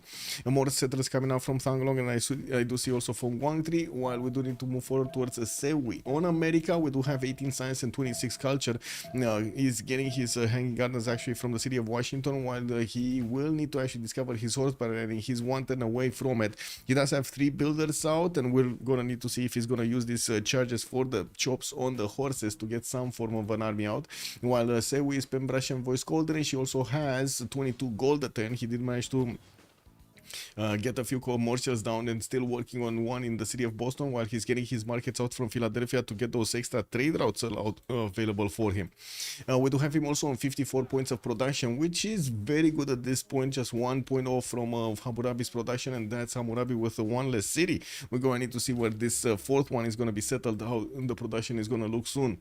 On Rom, 23 science and 25 culture. We do have him 4 cities, brushing off one of the American warriors from the western side of his empire, and went for God of Open Sky to get the extra culture from each of these plantations. While his government plaza did get placed on that 1 tile he has from the capital with the Pearl of the Danube bonus, he did also get to plug in Magnus in there and getting a builder to start chopping. Still no specializing building of choice in the government plaza, while we do have him with a few builders also coming out from his other cities. He's starting to roll in these commercials here slowly but surely, getting right now only 1 great merchant points a turn, just as America is, and I do see Rome is on 4 already. Simba, 12 science and 27 culture, 44 points of production, and also 37 points of faith per turn, with the 4th settler moving out, 5th coming around, 6th also from Thessalonica, and also Bandar Brunei going to be taken out for the 7th. I'm pretty sure he's going to have quite a big empire very quickly. Now the question is he actually going to try to settle towards Pamukkale to close up the choke point towards Macedon? Is he going to start moving towards the eastern side here? I would imagine probably not, and to get closer to Uzetian, but he does have another settler towards the north next to that mountain tile, and I'm pretty sure he's going to be happy setting cities towards Vilnius here on this other river. Not amazing tiles, but he can definitely get a few cities worth out of it. We do also have Liege with 11 science and 25 culture. He didn't yet discover horsepower riding. He's getting it next turn, while he does have builders coming around from his territory. Got his government plaza, still no specializing building of choice, and I do see he's getting that 4th city towards the north, and he did manage to actually recruit 2 generals, which is super good right now. But unfortunately, he cannot capitalize on the fact that he can actually attack into America. Now, America is not worried. He's just not worried. We don't have units from Babylon, right? No units. We do have a new settler from his capital city getting out in 2 turns, and I do see another one of those campuses in Borsippa. That's a 0 adjacency campus in Borsippa. That is unfortunate. Oh well, I guess it is what it is.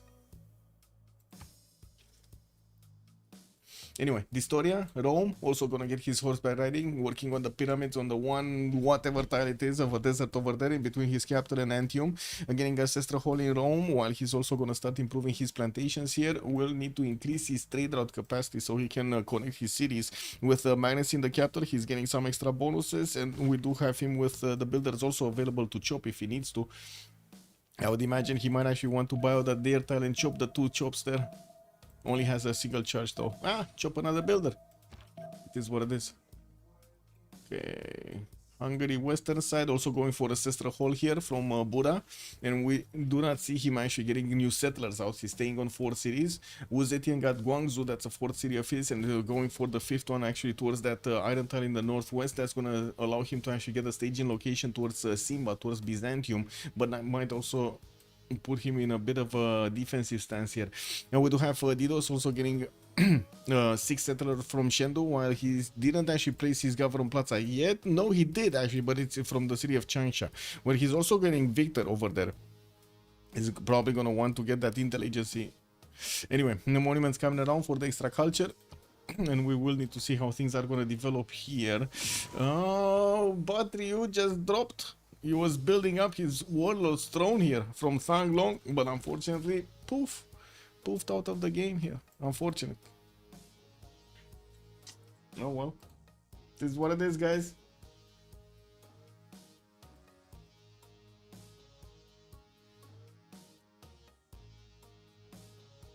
Gonna need to give him a few minutes here.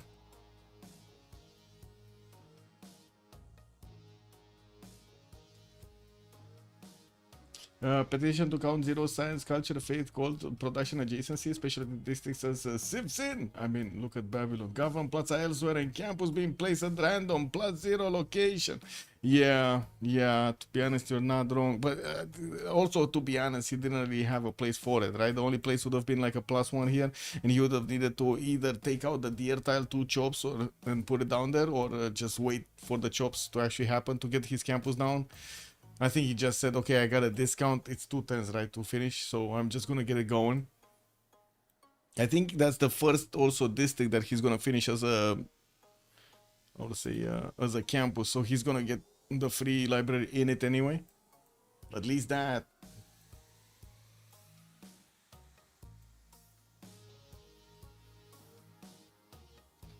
He could have placed the government plaza on the river. You mean this one from Babylon? From the capital city? Yeah, I guess so. I guess he could have, yeah.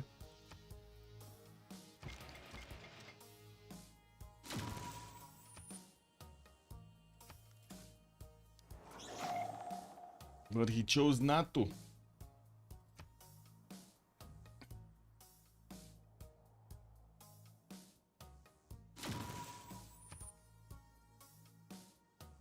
Well, that's another one going down. Uh-oh. Uh-oh. Yeah. Let's see.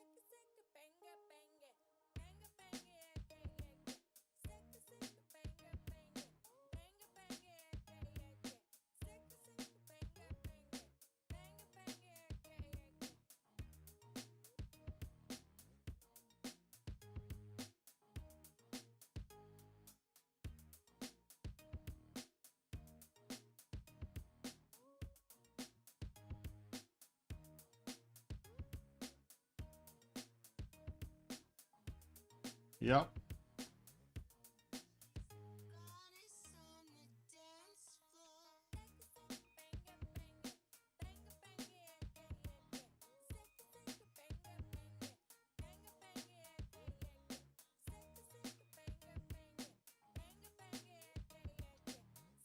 The lobby, we probably will have a relobby. Yeah, probably will have a relobby when the players might desync. But to be honest, they didn't desync in the previous one, so you know, I'm holding hope.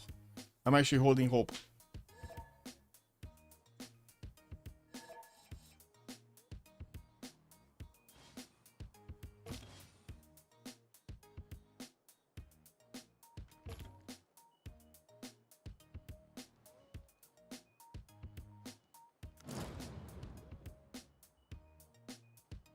Ooh, but Brunei has been taken down. Okay, there we go. They started off. So we do have the horses of Byzantium managing to get that city for him, and I do see him placing down another one of those holy sites. He does have his fifth city that is also going to be placed, and I do see him getting some spearmen out.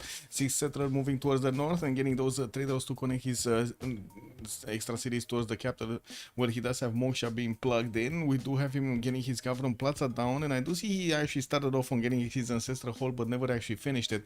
With one of those campuses giving him an extra +2 adjacency, they're starting to get some science on the board, but it is at the same level as Batriu here.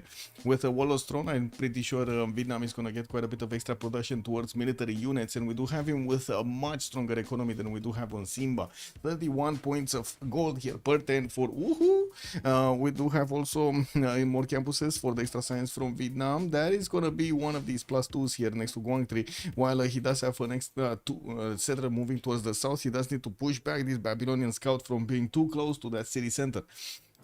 We do have also Babylon trying to use his military engineer chops here. From what I can see, the builder charges, he only has 2 left, while I do not see him actually getting a military. He doesn't even have a classical unit at the moment. He's getting his commercials for that extra trade route, while he didn't finish his campus in Borsipa yet.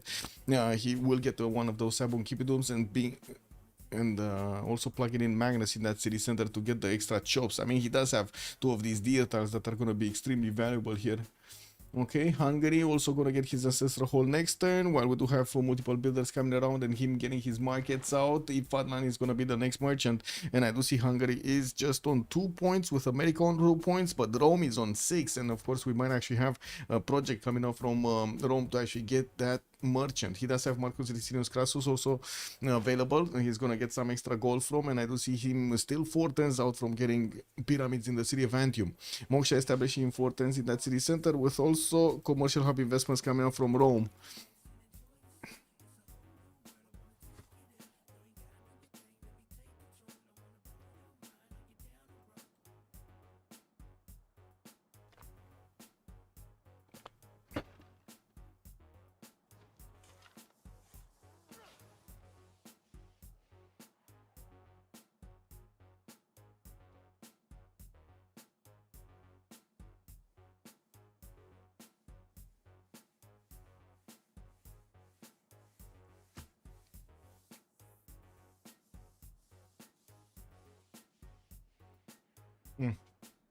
So there we go. Okay. Anything happened here? America still didn't get a military unit, but I cannot say I blame him. He probably does see the Babylonian cities do not have actually the strength of a classical unit, so he's not worried. He's getting his ancestral hall in 2 turns and building up more of these settlers. While there is a warrior from Babylon trying to get to the city of Boston, it's not like he can actually do anything there. We do have him starting to operate his archers, so he does more damage to any unit coming around, and he's getting also his Diplo quarter quite early from the city of New York.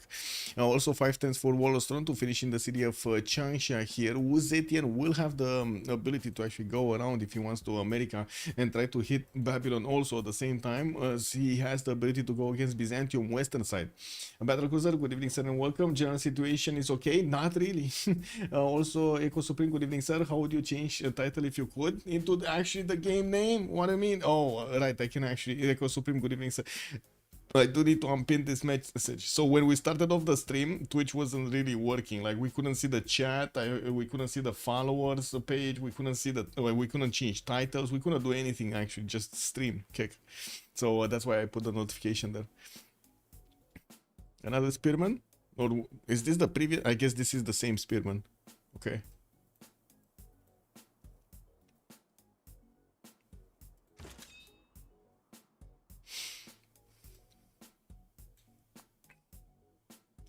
So Byzantium win monumentality, Batriu win monumentality, and that's about it, right? Nobody else went for anything else. No. Okay. No drums of war, no nothing. And are we actually getting this going to the next turn, or what's going on here? We had 2 disconnecting, right? DDoS. And who is it? Who is who? Okay. We actually went through. Okay, fine. It's fine. It's fine, guys. Well, America Scout is getting hit by one of the Roman slingers, but it's fine. He does have a promotion on it, and there is a trader that might actually get to connect to the city of Rome, getting out of that city center with the princess. I do see also he's also trying to keep the pyramids in check and put a warrior on it so he doesn't get disturbed over there while he's getting his settlers out from Rome. He did finish his ancestral hall and does have the ability to get more production towards the settlers, not to mention getting more of those, how to say, a builder basically for free. More settlers also coming around from Vietnam, but I gotta say he's a bit later than Simba to get the city count up. He's gonna finish that Warlord's Throne, and we do need to see what kind of Byzantine thing we're gonna have. Okay, he switched from actually Ancestral Hall into Warlord's Throne, which does make sense for his position here. Byzantium is also gonna get big ally establishing in Thessalonica, while he's getting another array of settlers. He does have Bandar Brunei also with quite a few horses and a general available for him to try to get going against Vietnam. Is he gonna get going? Looks like he is starting to move. Has also promotion on one of the horses. While he did manage to get a builder in Bandar Brunei, then I'm pretty sure that's a monumentality builder. And we do also have Macedon starting to get a little bit more production on 47, still not actually catching up to everybody else in the lobby. He's the lowest one actually in the production screen. Getting his harbors out and working on the lighthouses, has a horse in production from the city of Pella, while we're going to need to see him actually start to get a few more of these settlers out. I do also notice he sent his first trader towards Ayutthaya, and we do have Hetaris also coming out from Alexandropoli. Well, these units do not have actually the Basilica paid extra bonuses, so he doesn't get any science actually from building these, which is going to be a bit unfortunate. We're going to need to see him placing down some encampments and trying to get that going. And did we just have 3 disconnecting? And including the host? Oh no, it's relobby. Never mind, it's relobby. Relobby. Okay.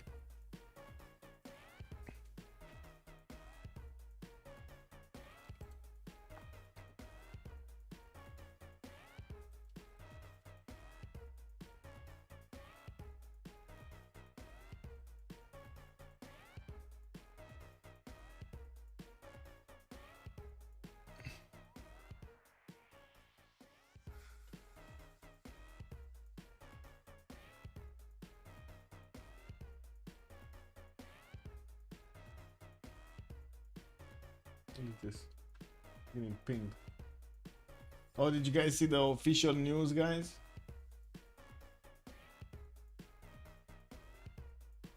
They're updating. Oh, wait. I don't have it on the screen. This. So what did Sarah tell us? The next best thing to do, the update itself. Oh, okay. Civ7 update on the way. It's hefty. I think we have different definitions of hefty. Large and huge map sizes. Okay, we do have advanced game options. Sure, that should have been there also from day one. Steam Workshop support also from day one. New town specializations. Sure. City state bonuses, pantheons, and beliefs. Okay. What's next? Specialist balance. Treasure fleet improvements. Petable scout dog. Why did they even spend the time for this? Anyway, bug fixes, you have updates and quality of life, plus more in the full patches. So they don't actually fix what the community wanted to get, no? Also, what is this? We're also checking in about recurring community topics that aren't being addressed but are firmly on the dev radar. Many of these are things we know matter to long-term depth and replayability. Some of that works are already underway behind the scenes, but it'll take more time than one update to get it right. No, I think actually it's just one update. With that being said, and then as unbiased as a community manager can be for her own, the games have been working hard on this one. There's a lot of pack. I guess it's helpful if, how to say, the community manager has zero idea about the game to be able to say this. No? It is what it is. She can say that with a straight face. I cannot say that with a straight face. Oh my god, man. It is what it is, no? Oh, the situation with the generals. We had 2 generals being picked up by Babylon, 1 general by Vietnam, and 1 general by, I believe, Simba, Theodora, if I'm not mistaken. Okay, let me double check the 0MS.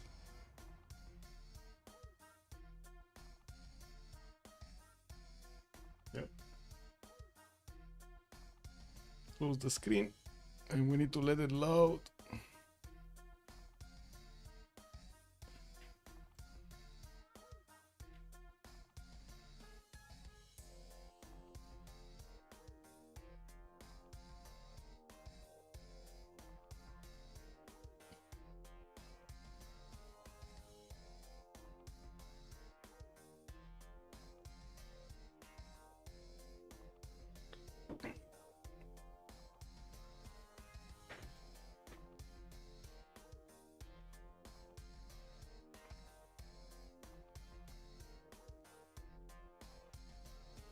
Okay, let's let it load.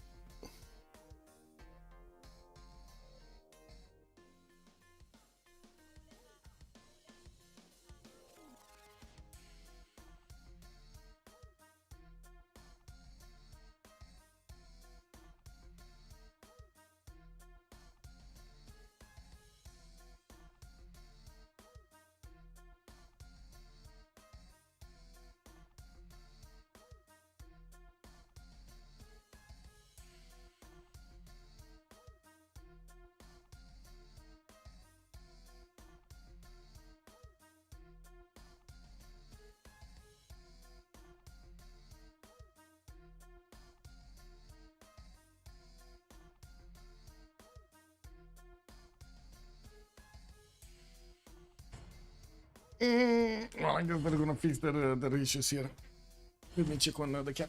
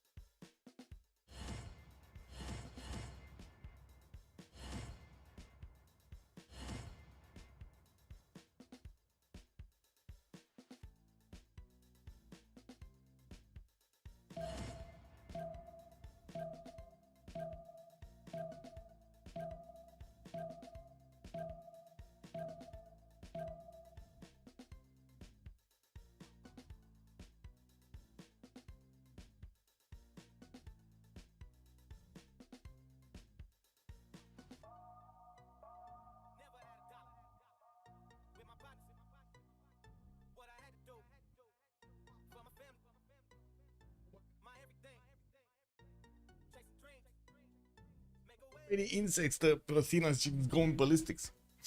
Ballistic. Kick.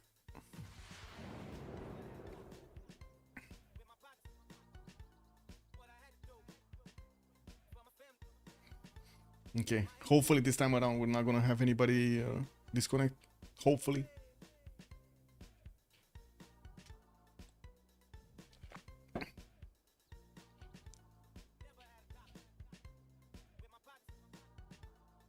Just don't want to click any buttons in between. Okay, we got 7 in.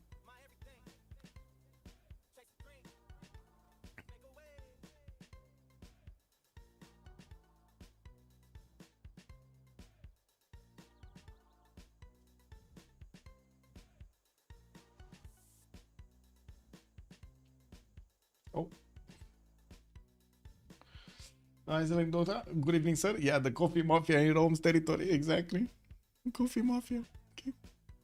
Midday coffee tiles, man. Amazing coffee.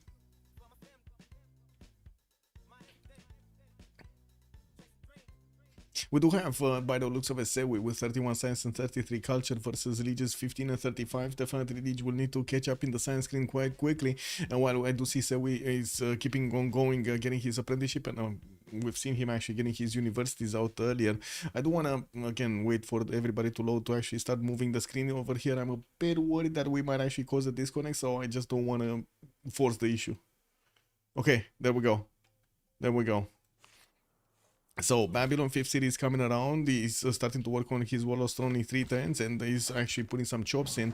While we do have him sending his military engineer to the eastern side. Actually, he's getting the road connection between Borsippa and Babylon, getting around the wine tile over there to make it easier for the armies to pass through. We do have also Hungary starting to get more settlers out. The 5th one is coming out from Bura, and I don't see actually the 6th one. A bit surprising. It is what it is. He does want his merchants. We did have them actually with Ifadlan actually right, available, and I do see Rome did manage to pick this one up for the extra trade route capacity.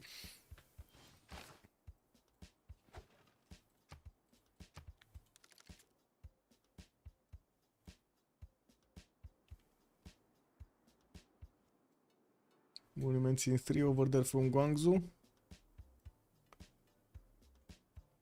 Oh, Simba might actually want to go for the after Sahara settle, or is he just gonna settle in place there? I think he's just gonna settle in place. Did pyramids get finished? Yes, next turn actually he's gonna finish in the city of Antium with Moksha establishing over there also. Babylon still working on settlers. Another 3 of them are coming around. 4th one didn't actually finish. It was 4th one was the one in Boston here. Okay. Getting that monument, and I'm pretty sure he's gonna need to start getting his feudalism builders out. He does need to pre-build them a little bit, you know, just get them working, and then put on the card so he can get the extra 2 charges. You do have also Victor establishing the city of Shendu, while I do see the 5th settler of Didos is gonna go northwest. He does have a 6th one coming out from Shendu, and I would imagine he's actually gonna place it in between Changsha and the capital city. Not to mention, would need to get a connection from Changsha to the capital with a trader here. He only connected Jiaodong, which is very close to him anyway, but if he does want to actually reinforce his northern side, you know, from the southern cities, he definitely needs a road connection to make it much easier to actually cross the river and of course go through the forest and the rainforest. 3 turns for Warlord's Throne to finish. Looks like they're getting up for war for the next part of the game. Not right now.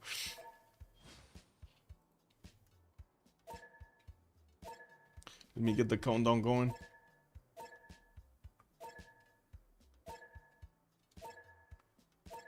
Six.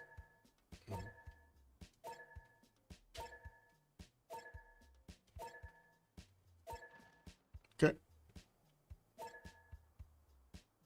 Kick. We went to -1, guys.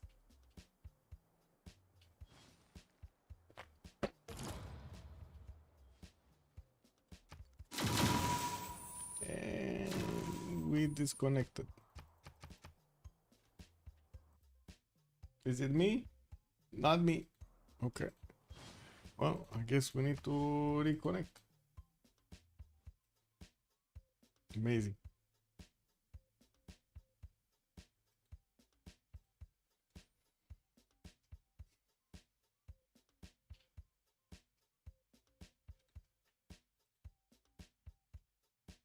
Oh, one sec.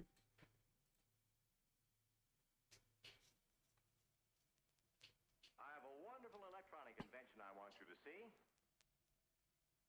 Show you.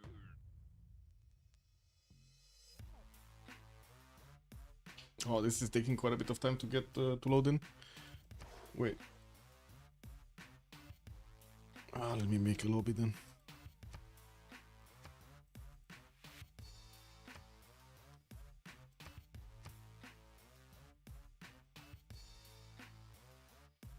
Okay, let's see.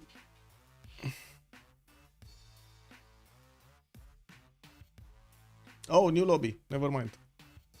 This is new lobby. That's why probably I had the problem earlier. Kick.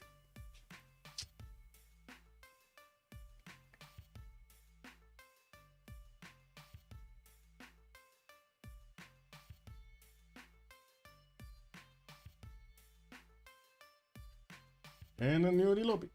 Okay.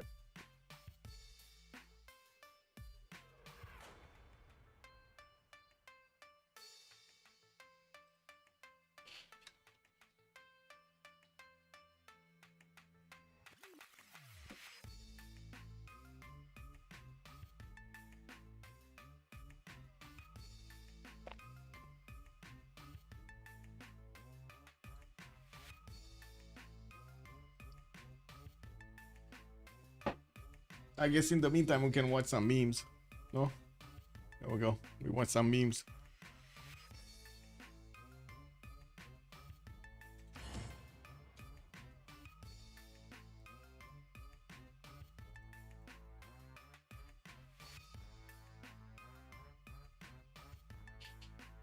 Belisario Celo tercer. Yeah, looks like a long game.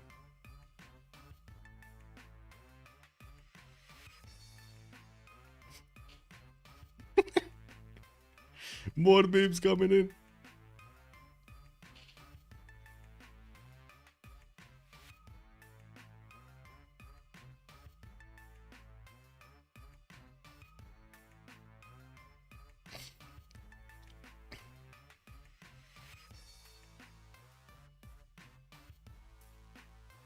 That's a very confident cat. Anyway, is what it is.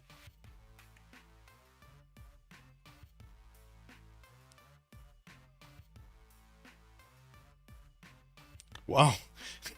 This cat knows. Man, this cat knows, bro. He let the air in. Look at this. Amazing. I guess these are not cat-proof windows, guys. These are cat-enabled windows.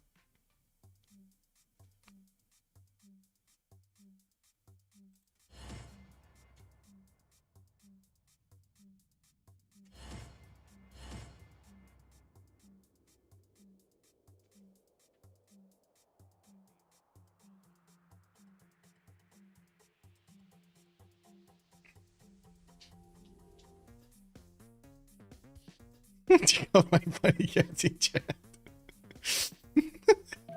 Kick W. Anyway, let's let it load.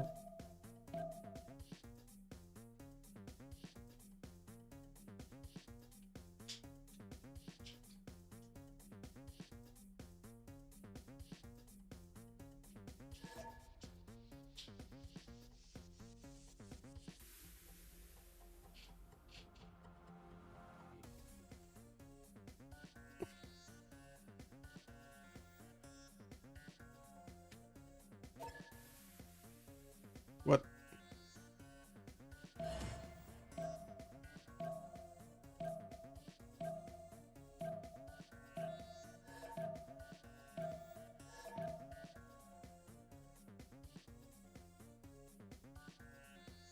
I was ready.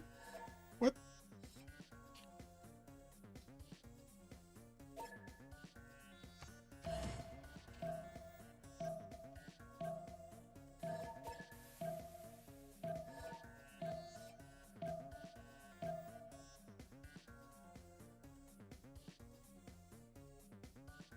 Whatever. Game weird, man. Game weird. And without any warning. You'll know when it comes. Come.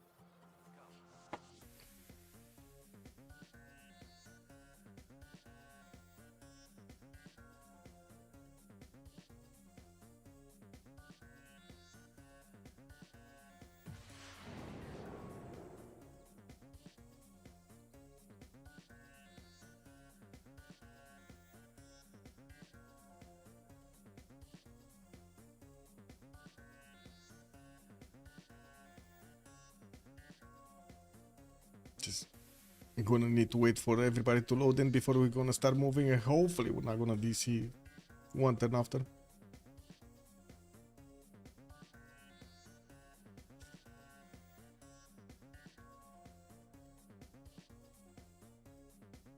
Okay, 7 in.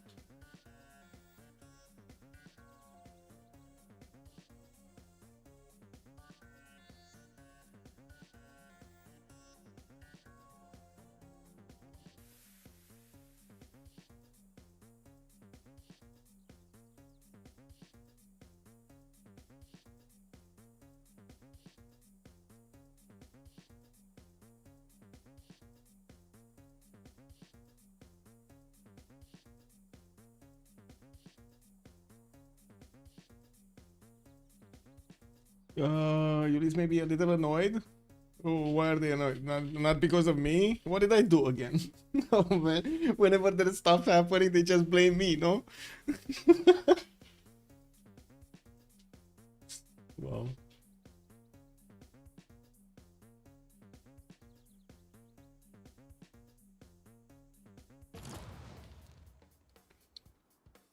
Okay, So we loaded in. What's going on? Trade routes coming from Babylon. Might actually get to chop this, and if he's gonna finish his Warlord's Throne next turn, he didn't actually chop the settler, another trader. Never mind, actually, he got the trader as well. Never mind, he got it. He got it. We do have a settler moving to the western side. That's gonna give him a little staging location to go against America on this river over here. And it looks like again he doesn't have classical units, not yet anyway. Yeah, we do have the markets coming around also from the American commercials, and I do see he's gonna have next Piero the Bardi to pick up, and we do need to see if another one with the extra trader capacity. No, it wasn't. It was just Coleos being picked up there. Mostly talking about the dissing and finishing at 4M. Yeah, I can imagine. And that's, I mean, you can imagine I don't really enjoy that either, right? It's kind of hard for me to concentrate when you have so many like pauses and so on and so forth. I need to go through them. Anyway, this is what it is. In-camera training projects coming up from China, and we do have the city of Xi'an being settled over here right on the choke point, while Byzantium is going to try to get a city on I have the Sahara to benefit from those extra science points. I do also notice he just keeps on going with the next one, not actually settling on his oasis over there next to the mountains. He will want to get it next to Taruga, and Taruga did get actually picked up by Leech as a Suz. We do have Ulyss actually managing to get the bonuses out of that one, while I do see Mitla is going to also get converted. It's going to be Macedon that's going to try to actually keep it in his borders, or I should say in his graces. We do have also Macedon starting to get a few more settlers out and finishing up his harbors. That took a long time to actually get Dion down, while we do have his lighthouse coming around in 2 turns from Chalkidiki. I do notice he didn't build the ones in Pella or Alexandropoli. So wait, he went commercials, but he doesn't have trade routes? He has a single trade route? There's a single trade route to Elthaya, that's it. And he's sending a horse, a Hetari, and a warrior over there. Oh my god, this is quite a diverse army, guys. And a scout. So he has a cat, a dog, a warrior, and a horse. Makes total sense.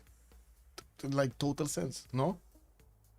I guess a princess also with the trader, but that's just gonna run away when he's gonna declare war on Althea.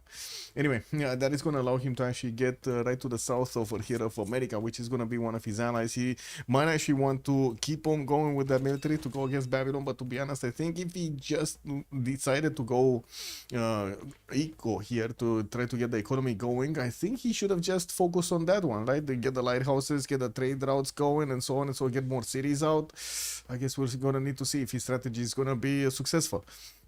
We do have 4 turns for Stonehenge to also finish in the city of Antioch, while he's getting his temples for the extra faith per turn. I do notice we do have the countdown started off by Simba, and we do have in the faith per turn Simba actually managing to get 51 faith, while we do have Batrio next to him with 54 faith a turn. Looks like the armies might actually go against each other here. We do have Byzantium with the horses right next to the cities of Vietnam. They are seeing each other. There are 5 horses also with a general available for Vietnam to use for the defense, and he's bringing more horses from his cities soon. Liang is also establishing Wang Street. I think that's going to be City Park Liang, by the looks of it. It's not like he actually has a lot of resources to benefit from the food and the production. Getting another settler on the western side of Hong Kong and putting down more of these thuns around his districts to get those extra adjacency points going. I do have to say he does have 26 science with 48 culture. He's managing to get more culture than Theodora, keeping up with the faith, keeping up with the production. He's missing 14 points, while he's keeping up also with the science screen. Cupcake, good evening, sir. This Vietnam setup is officially cursed. Whoa. Why is it cursed? Why is it cursed? Okay, Bandar Brunei has been defeated earlier, and we don't have a new one. Settled from Amnesia. We're gonna have the settle of the Sahara. I do see America is also finishing up his markets and starting to get those trade routes to connect, while he's sending another city towards the south. He does have the 6th and the 7th one coming up from New York and Washington soon. Again, no horse to speak of. The first horse is coming out from Babylon next turn, and I do see he's also connecting that in Camon from Borsipa, while he's starting to put the horses in the production queues there. We do need to see if Liege is gonna try to go for his coursers to attack into his opponent or not. He doesn't have a city state that he could easily take out. Maybe Mitra in the south if he actually is a bit annoyed with it, but other than that, his military is not actually gonna have a target. Surely he could have waited 1 turn for horse back. Nah, too late for that one. Too late for that one. Also, another city. Is that Ayutthaya? I think Ayutthaya has just been taken down by Macedon. Yeah, there we go. And he's starting to put down the commercials over there. Does have another 2 settlers from Pella and Alexandropoli, putting his city count at 7 soon. And the 8th one coming up also from Pella in 4 turns. He did choose to go for Odin Chamber as a government plaza specialization, while he did manage to get quite a few builders out. We're going to need to see what is he going to do with the chops. He does have Holy Site also to probably deny a religion, a possible religion from Byzantium, even though I don't think Byzantium is going to get the opportunity to actually convert anybody. Maybe Rome. Like maybe Rome, that's the closest one he has around him. Rome did manage to finish his pyramids and got an extra charge on each of his builders while he's getting his feudalism builders out. We're probably going to see them with all of them 6 charges. We don't have Liang for the 7th one, and I do see he did manage to chop most of everything in the city of Rome. And did manage to get also a 7th settler out moving towards the northwest. Still in, oh, I see, western side of Antium here. He's gonna grab the city next to the dice tile and that other horse. Still not sending one towards the south here to actually get his connections in the water with Hungary and or with Babylon. That is, I gotta say, that is a lot of lost gold here. And taking a look at the gold per turn, we do have Salad actually making a bit more gold than their opponents with 24, 34, 30 and 52 on the side of Salad. We do have on Ulyss 33 minus 1 on Simba, then Leech is going to be 27 and then Distoria on 40. We definitely need to see more campuses coming around also from Rome soon to pad those number of science points, while we're probably going to see also Pingala being chosen as a governor here at some point. Marcus Licinius Crassus did get picked up. Next one, James of St. George is available for the engineer, still Piero de Bardi on the merchant side, while I don't see anybody on the scientist screen. Again, they are starting to actually pass these, so I would imagine there's going to be quite a bit of competition for Hypatia for that free library. Uzetian did manage to finish 2 of those encampment training projects and is working on a 3rd one with China being on 66 points out of 75. I think he could just get this passively, right? He doesn't need to actually work an extra encampment training project. Anyway, starting to get a few horses and of course finishing up his monuments in the newly settled cities, while he's also starting to produce some heavy chariots that can turn into knights. We do have him with a 7th settler coming out from Changsha in 2 turns, and we're going to need to see what other city is he gonna place. I did just notice Jiao Dong did not get placed where I thought he's gonna get placed, like next to these bananas. He went next to those mercury tiles and a little bit closer to a spice tile. I get the benefits over here. Horses also finally coming around, well, more horses coming out from Byzantium while he's finishing up his temples. He's starting to enrich his faith pattern on 67 points, while also Batriu is going to need to put down his temples and finish them. I do see him working on exactly that, sending his horses to actually get the attacks going against the Byzantine units. I do have to say he does have a decent amount of strength and did manage to get another city, Trakiu, right in the front of his opponent, grabbing one of those spice tiles to allow him to work better tiles. Well, where are the Voicians? That's what I want to know. Construction in 2 turns, civil service in 3, while we do have Simba Iron working and civil service in 4 turns here. They're still matching their science requirement. It's just the extra culture on Badriu coming up from his thuns. But the production on Simba is pretty good right now. 100 points of production and more faith pattern on 72, and I'm pretty sure Simba is gonna try to get Wallows thrown here quite quickly. He's also gonna have a big boost of military when he's gonna get his hippodromes down. That is gonna be a lot of free units. Also, where is the spy of Uzetian right now? I don't think he even has the spy. I didn't see a single spy coming out from Uzetian. He put Victor somewhere, but that's about it. Did we have? So no spy in the city of Byzantium, which I would have assumed it would be the target. No spy here. I mean, this is America.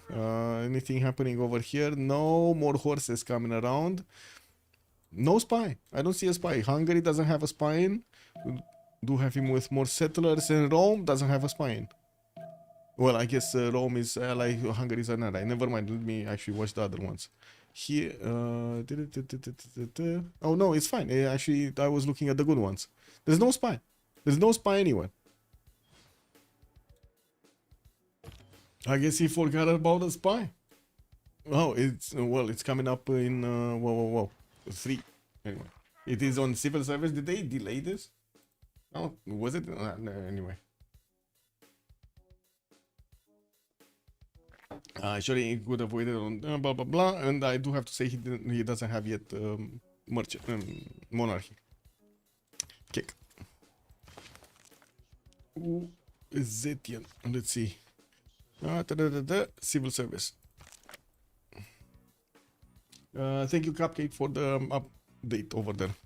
America getting another 3 settlers by the looks of it and putting down his first industrial zones. He does have the setup with the bananas that is actually gonna have cause an issue there. And I see actually 4 settlers coming around from America, a lot of cities. And we do have also Babylon starting to get his units next to Ashuna, and we do need to see if Liege is gonna start attacking into his opponent. I'm pretty sure he still doesn't have the advantage when it comes to the military, but it does have the extra +5 against his opponent from the general bonus. And I gotta say, America, it's not like he actually has that many units available. With only 2-3 horses right now. There is also Magnus established in Shuna, and we're going to need to see the military engineer connect Mashvash appear to Shuna and also connect on the other side of the river, so he can actually get going much faster towards his opponent with his units. Did send his first horse to see what's going on in American territory, and that actually poses a bit of a problem. America immediately actually starts working on some of his new swordsmen, more military units to fend off a possible attack from Liege. With also Holy Site coming up from Belgium, we're going to need to see what Liege is going to choose for a gold for a religion there. Okay, not that many cities from Liege, I gotta say. I don't know why I was expecting him to get at least another one or 2 cities here.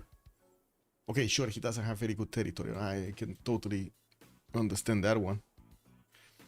Anyway, spy in Shendu. There we go. He got the spy. Level 1 spy in Shendu. Kick W.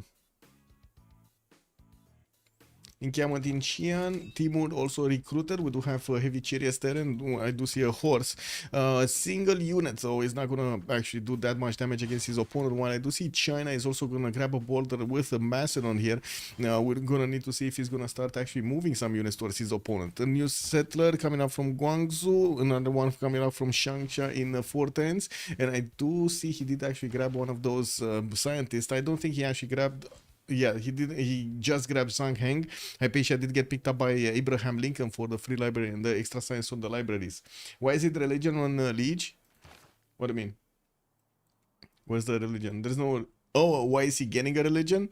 I guess I don't know. For the era score, for maybe some bonuses, but he doesn't have Defender of the Faith. We'll see. We'll see what is he getting. I think he did get a discount Holy Site, so he just placed it down.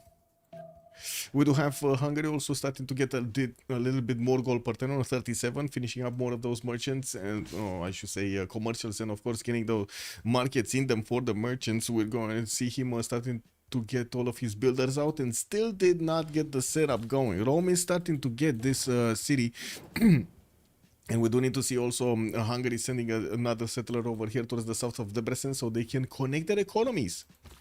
I would imagine this is where he's going, right? This 2-2 base. This is the only tile that he can actually settle. Well, of course he could settle this one, but it's a bit too far away. Baths coming around, also entertainment complex from Antium. A bit surprising that he's getting it from a city that he doesn't have any more chops, nor does he have Magnus in it. Usually if you do want to go for Colosseum, you try to get it a lot earlier, but since Rome does have the time to do it and doesn't seem like anybody is actually going to send the military towards him, he's fine. He should be fine. We do have Vietnam just keeping Byzantium units in check here, and I do see he's also getting another wave of holy sites with of course the shrines and the temples needing to be built. He did manage to jump up to 88 faith a turn while Simba is still on 77, but the production difference is starting to be shown here with Simba benefiting from work ethic. He definitely gets more points.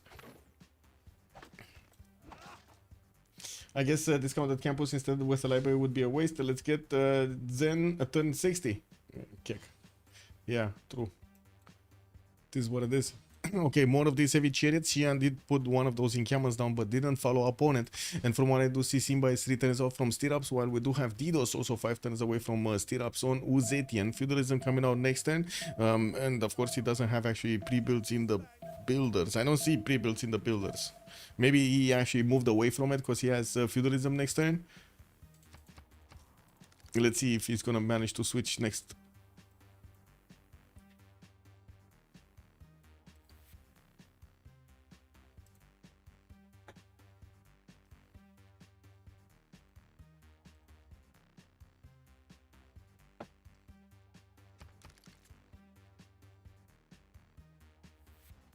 Ooh, discovered stirrups and started making knights directly.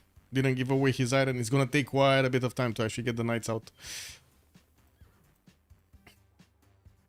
We're starting to see quite a few units also from Byzantium. A lot of these heavy chariots have been pre-built for the knight push, and we do have a Chinese warrior that is also gonna get disturbed over here next to the city of Edessa. Edessa is placing down one of these campuses next to Pamukkale.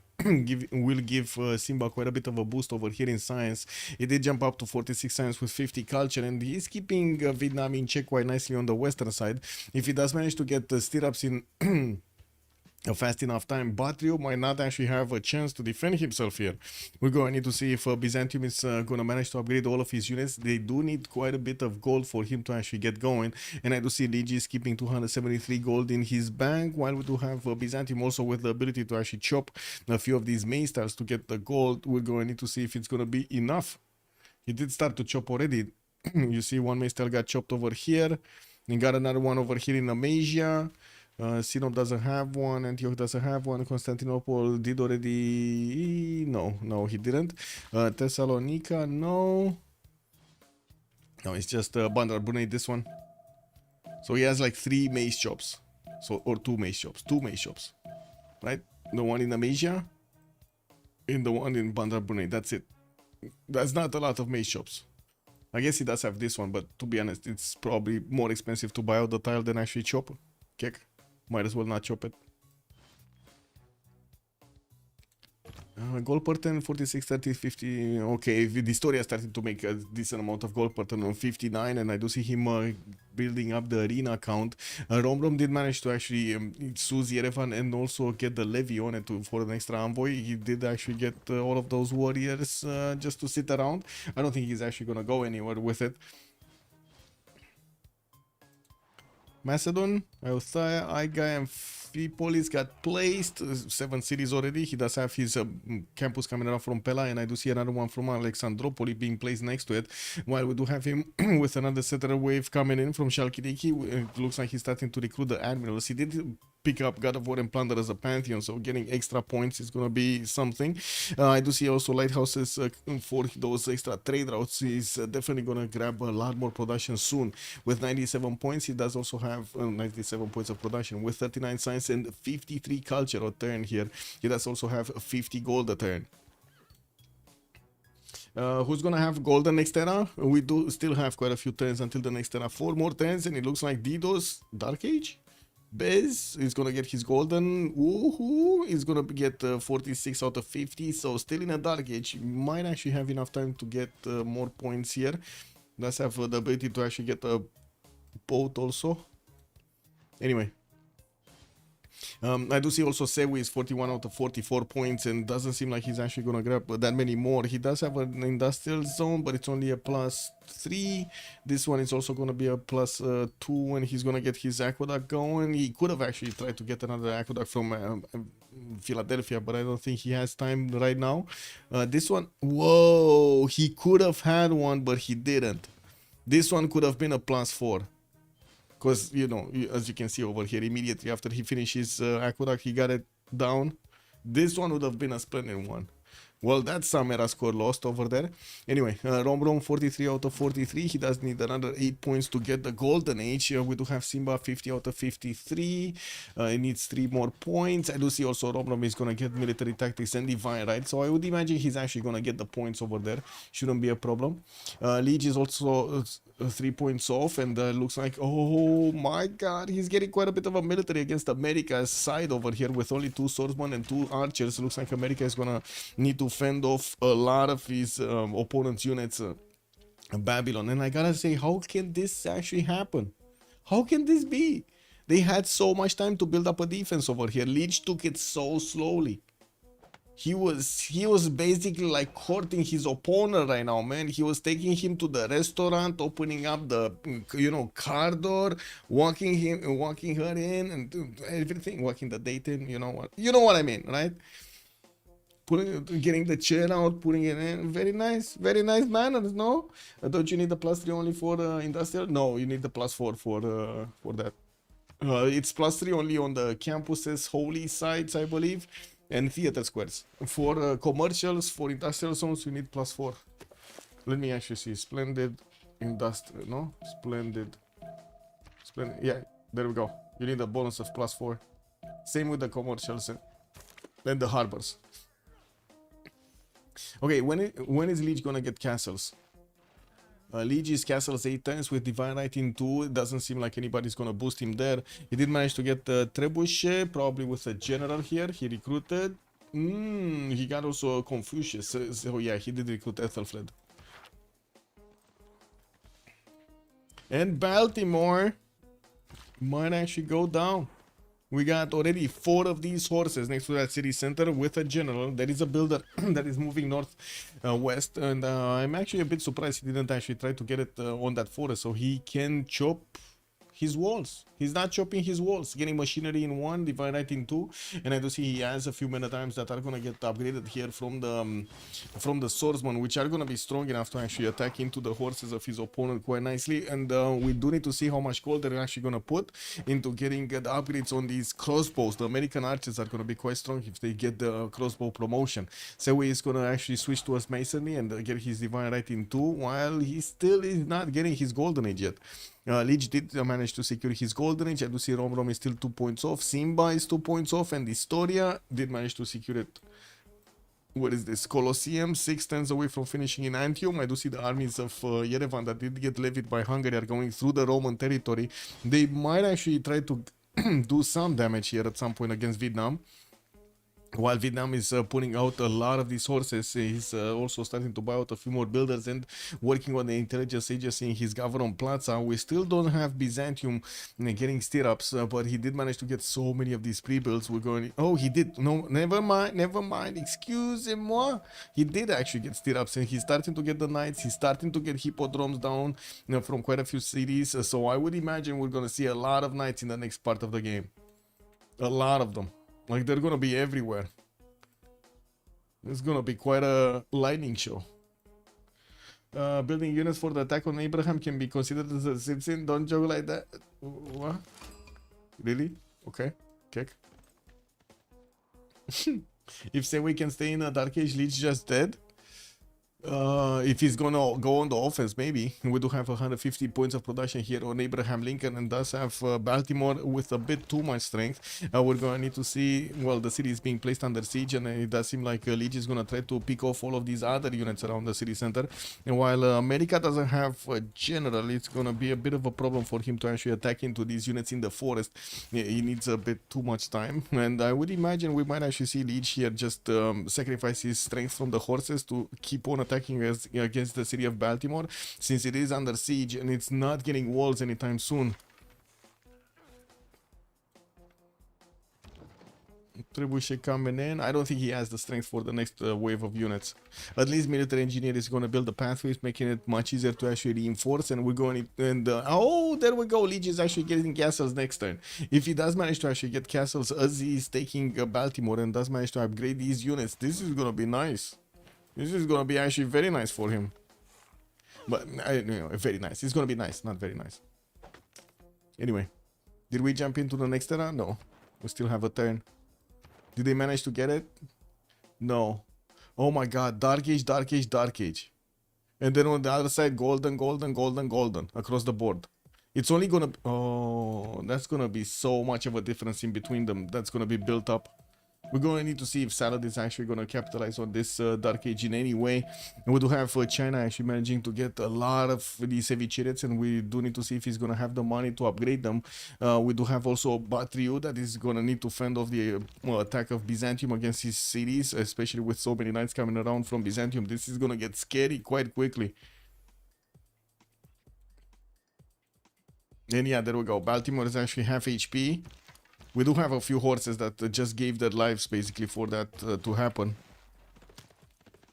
Yeah, there we go. He's just taking that city away from his opponent. Didn't want to actually spend the extra time to actually get going, and it looks like he's just gonna try to do as much damage as possible to America as he possibly can. Since America did lose his Pembrasian voice, he's down in culture, and I do have to say Liege right now is gonna have the opportunity to actually just catch up. If he's gonna manage to stay alive though. In Camel Training Project coming out from Washington for a general. We do have necessary 300 points for the next general. That's not gonna happen. Elcid got picked up by Byzantium, and we did have 2 from Babylon. Please change timer. Oh, this is like the slow timer or something?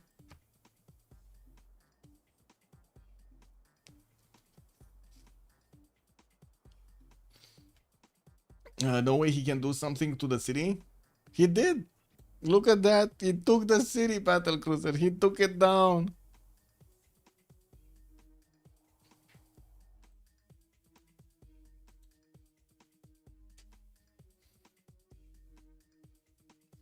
No, I don't think so, Adam. They kind of accepted the choices, right? With 1052. This would be quite weird. I guess it's a question for the referees anyway. Winner prediction now? Yes, actually. Thank you, Echo Supreme, for reminding me. So Ulyss did manage to take the first city. It was Liege that took it away from America. And let me actually put up starter prediction for who will win. We do have Ulyss on one side and Salad on the other. Well, I gotta say, with 3 members in a Dark Age in the second era, this kind of seems like it's a bit of a problem. Okay, Liege is going PP. Yeah, very nice, no?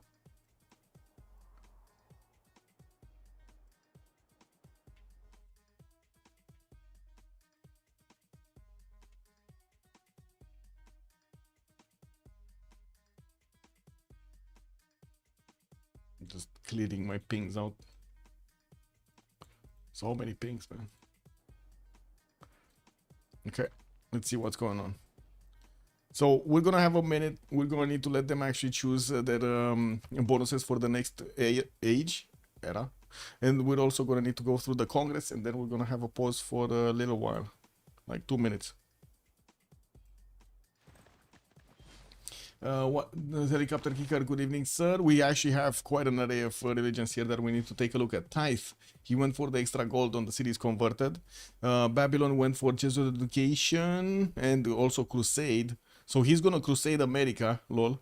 We do have Hungary also Zen meditation with stewardship, not bad actually. And Rome is gonna go divine inspiration with holy waters, also not that bad. And he can actually give a religion to Theodora to take away, right? Portents also for Colosseum to finish in Antium. Well, let's actually take a look at Liege. Liege does have a missionary coming with him. Yeah, he does want to actually crusade an opponent's city here, one of the cities of America. But he also does need to upgrade his units into horses, because these horses are just not going to be strong enough to attack into the meta times. Nor do I actually believe the horses are going to be that strong, but still, it's better than what he has right now. And looking at the point screen here, okay, let's give it a few minutes, and we're going to be talking about their bonuses all together in the next part. Voidchen machinery coming out next turn. Are there any pre-builds? No pre-builds, just some courses. No pre-builds for Voidchens. Check. Wait, am I first slot or second slot? I'm first slot. Okay, I go away.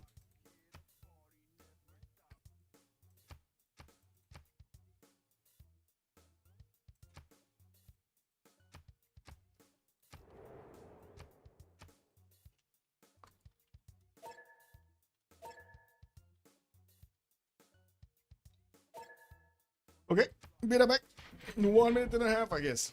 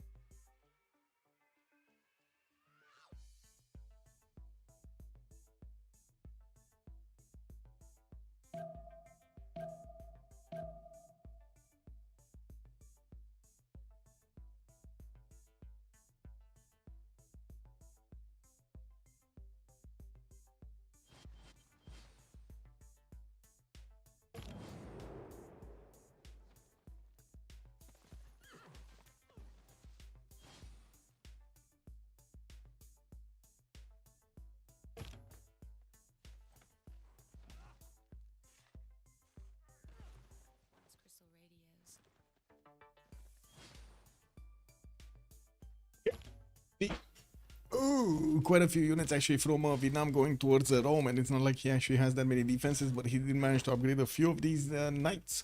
So, Uzetian, 47 science with 30 culture. He did manage to get those pre-builds, and I do see him getting printing out in 7 turns. Did also send one of his spies, but we don't know yet where. I would imagine it will be against Byzantium here, and he's also getting a settler much closer to his opponent's city, so he can actually upgrade his heavy chariots over there.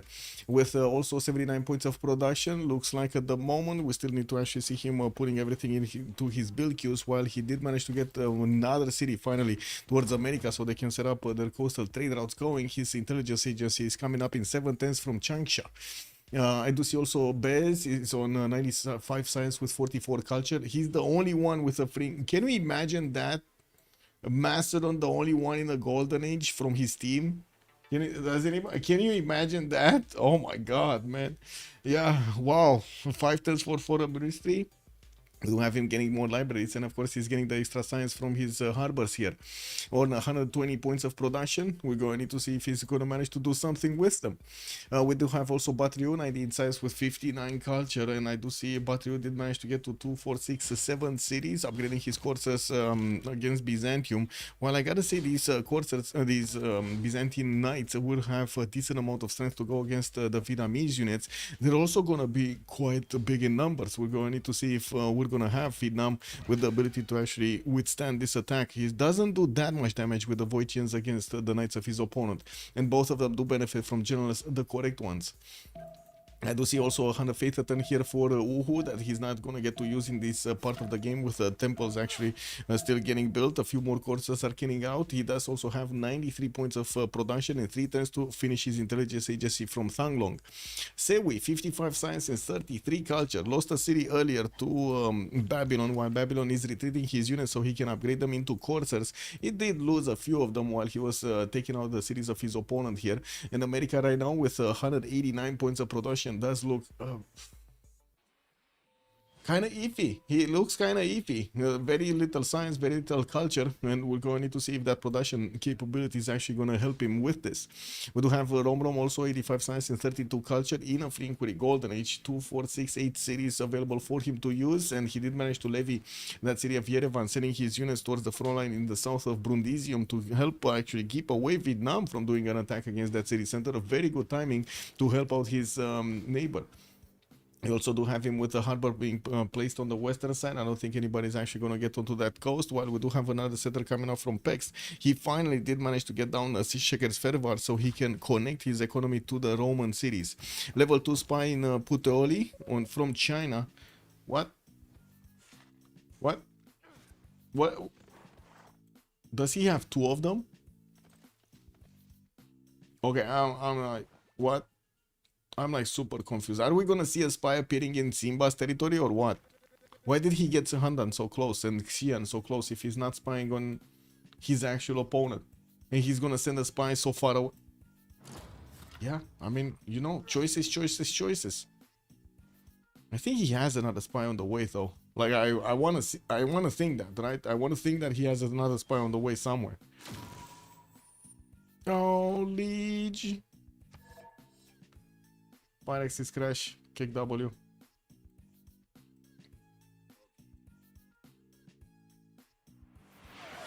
Hey, Takeshi left. Oh my god, thank you so much for the 10 gifted subs. Thank you so much, sir. Thank you, thank you. Much appreciated. Oh my god, we got quite a few new subs. Amazing.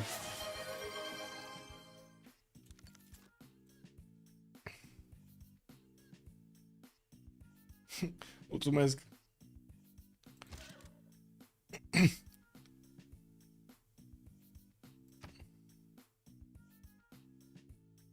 Okay. Ooh, crouching tigers. Hidden dragons. So we took a look at we were Simba, right? Simba, we were taking a look at Simba. And we do need to take a look at the Congress also.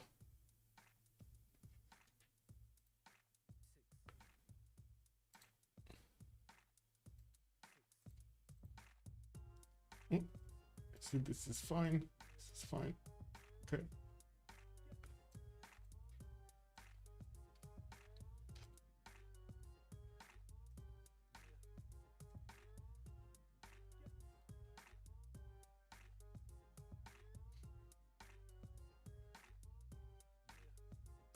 Okay, just gonna need to let Leech join. Okay, let me see on the battlefield over there against the insects what's going on.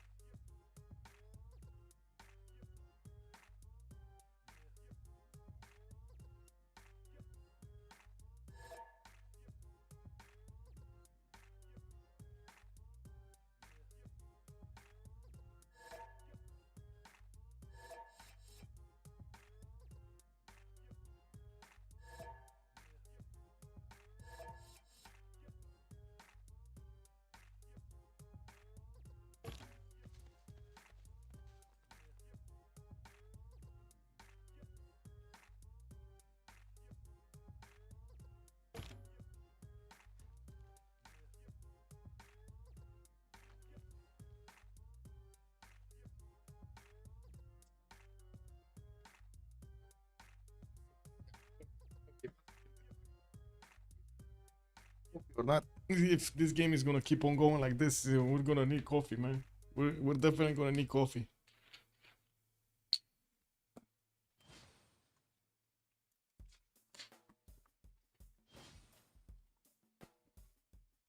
Just getting some water. Okay, so Simba, preparation was cold, and we do have him 3 turns away from getting GMC, and he does have 118 faith a turn. Hey, thank you so much. Bananas at the Pamukkale contested. Yeah, I mean, I guess we're gonna need to see Macedon putting a city over here soon. Yeah, thank you so much for the 100 biddies. Much appreciated. And we do have also 160 points of production here for Theodora and quite a few settles. He did manage to get 2, 4, 6, 8 cities down, with another one, a 9th one actually coming up from his capital city, about to settle next turn. We do see he is starting to actually push into the units of Vietnam with quite a few of his own horses and the knights. But I do have to say, it doesn't seem like this is gonna actually go through properly. We do have Vietnam with a decent amount of courses already upgraded, and since Simba doesn't have his own courses, this is gonna cause a bit of an issue, a discrepancy when it comes to the damage. Leech is on Drums of War. He's still on 5 cities, getting his intelligence in 2 turns and starting to upgrade his coursers. Still, he's gonna have the damage to actually attack into the American meta times, because America doesn't have a general, and we do need to see if he's gonna manage to actually get new stronger units out while he's working on his knights. Again, 5 cities, only 5 cities. He's getting his the Dakota army in 6 turns also from Borsipa, and I do have to say he doesn't have Victor in the city of the Intel Agency finishing up, so he doesn't have the ability to actually get this out. Get the +1 promotion on the spy. And we got a disconnect because Leech desynced? Yeah. What is he? No. He didn't desync, no?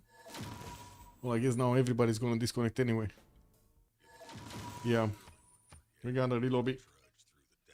4 AM coming up.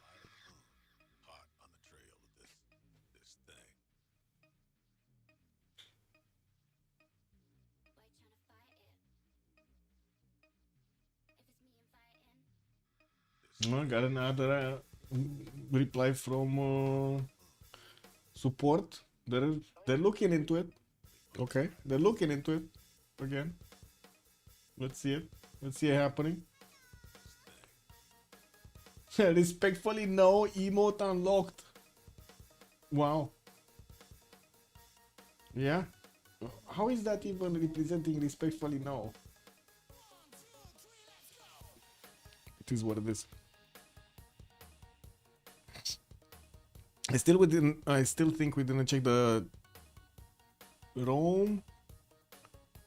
We checked Hungary. What was it? Babylon. I think we need to. No, we were just watching Babylon actually. So Rome we needed to take a look at, and also the Congress. We didn't take a look at the Congress. Interesting.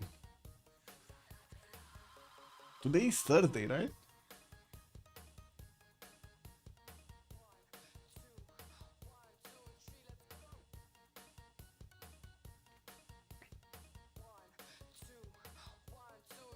Yeah. Okay.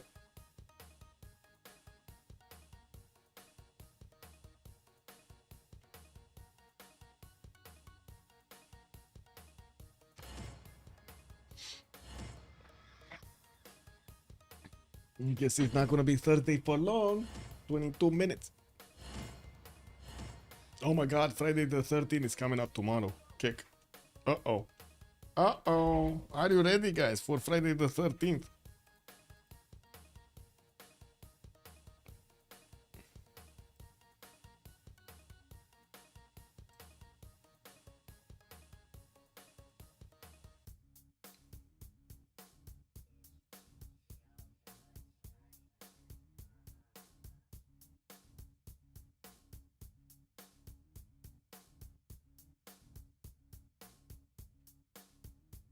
Oh.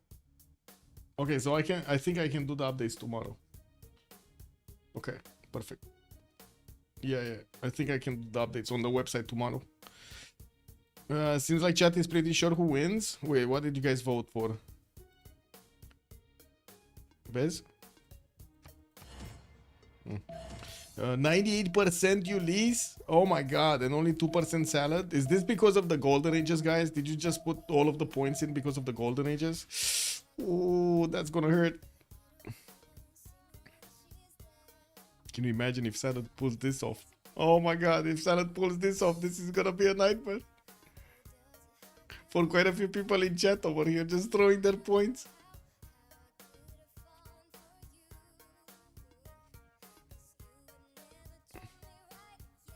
Oh, somebody just lit some stinkers. You know those stinky sticks? Do you have stinky sticks? Do you use stinky sticks? Let me see. Stinkies. Well, that's not really called. What is it? Sticks. Flavor. Oh wow, that's a lot of people disconnecting. Oh my god. Well, I guess exit to main menu again.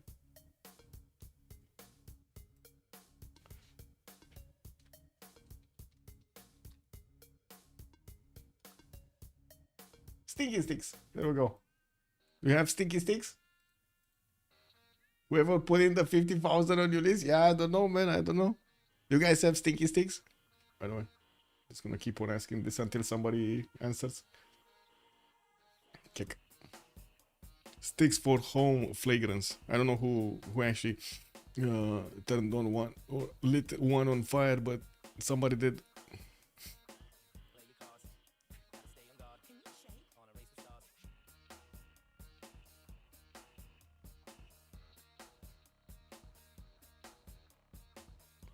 Incense, yeah, basically. Faithful saluting, hello there, and welcome. Okay, lobby's up.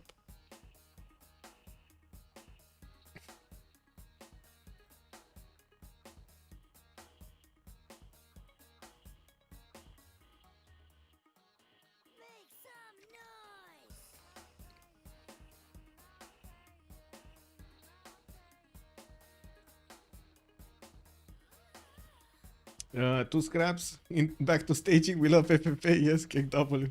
Also, incense sticks are pretty common in India. Oh, I see. Very nice.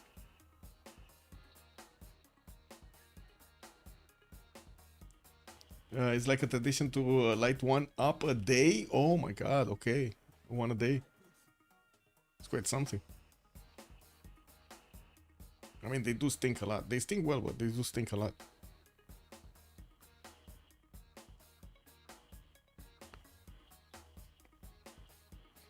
You light them in the living room. Yeah, makes sense.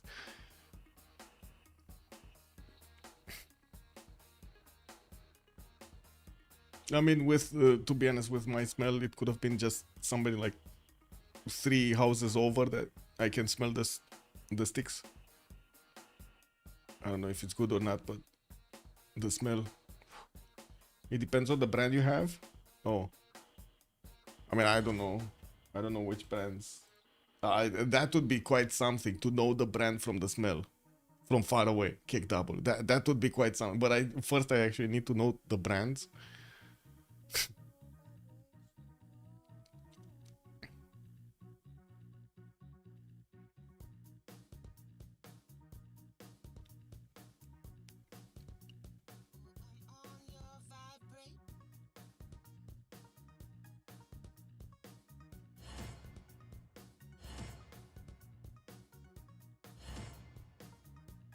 And the incense sticks just burn down to ashes. The ashes are used religiously. Oh, I didn't know that. Get an Indian brand incense. Okay. Okay. I mean, to be honest, don't get me wrong. I don't really light up sticks or something like that in my home. But it is what it is. I know my mom does. You know how it is with women. They always like to smell up the place in some form or another. Which is good, don't get me wrong. Very good.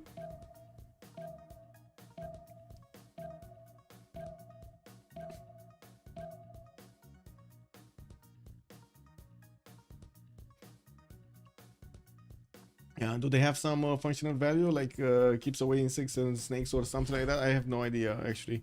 Once Pop Mom gotta hide all the hash she's smoking. Some of them are purely for religious worship, the elders purpose. Oh, I see. Oh, I see. So like some of them are specialized in religious. Best smell in the house is when you put cookies in the oven. I mean, Takeshi Lev knows. Yeah, Takeshi Lev knows. The ones which are for driving away insects are made out of neem leaves. So I guess a different one. Man, look at Musa. He actually knows his stinky sticks.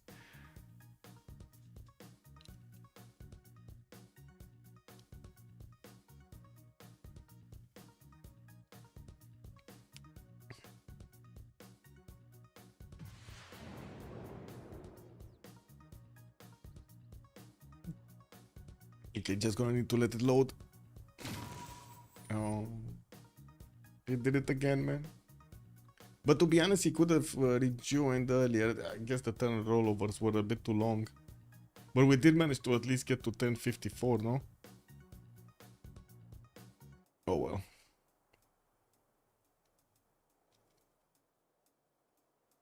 Yeah, 4 AM gaming coming out. Yeah, chocolate cake, man. Chocolate cake.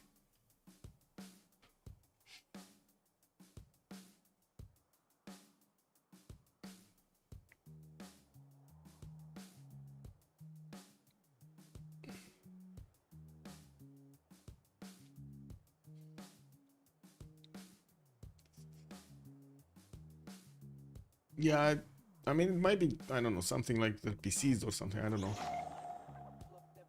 Must be something wrong there.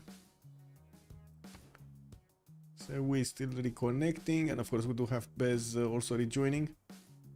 Okay, so we connected. Good.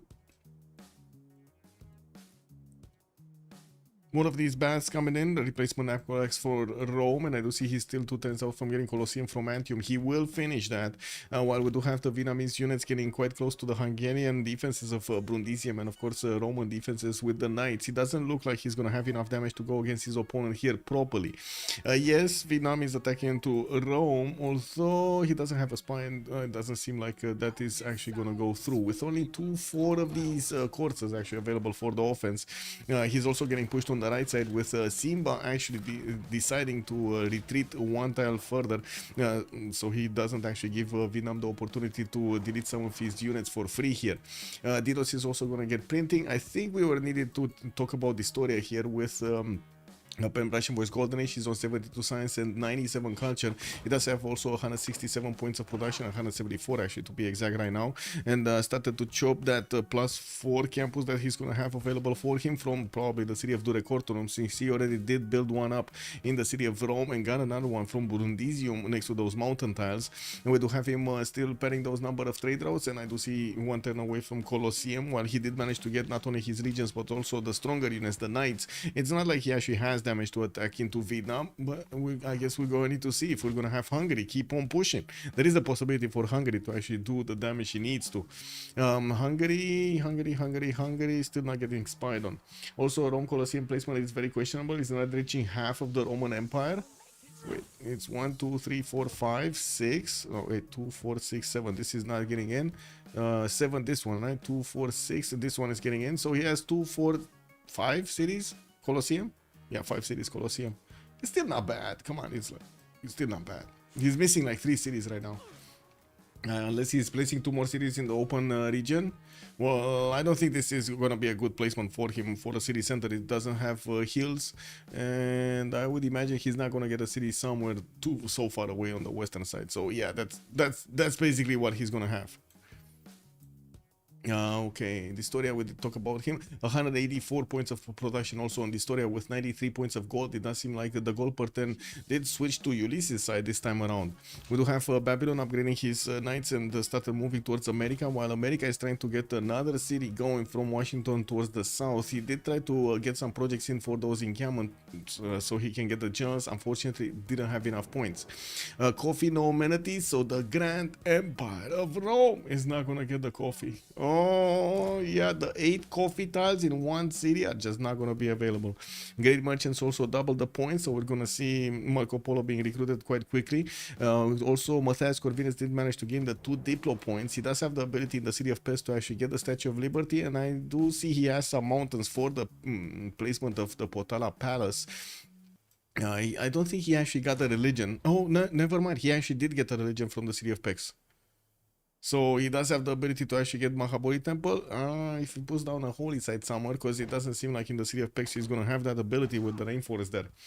Not really sold on his Colosseum build, or he didn't plan out his city placements perfectly if he wasn't sure about building the Wonder. I mean, to be honest, I think he just saw the opportunity to get Colosseum and got it.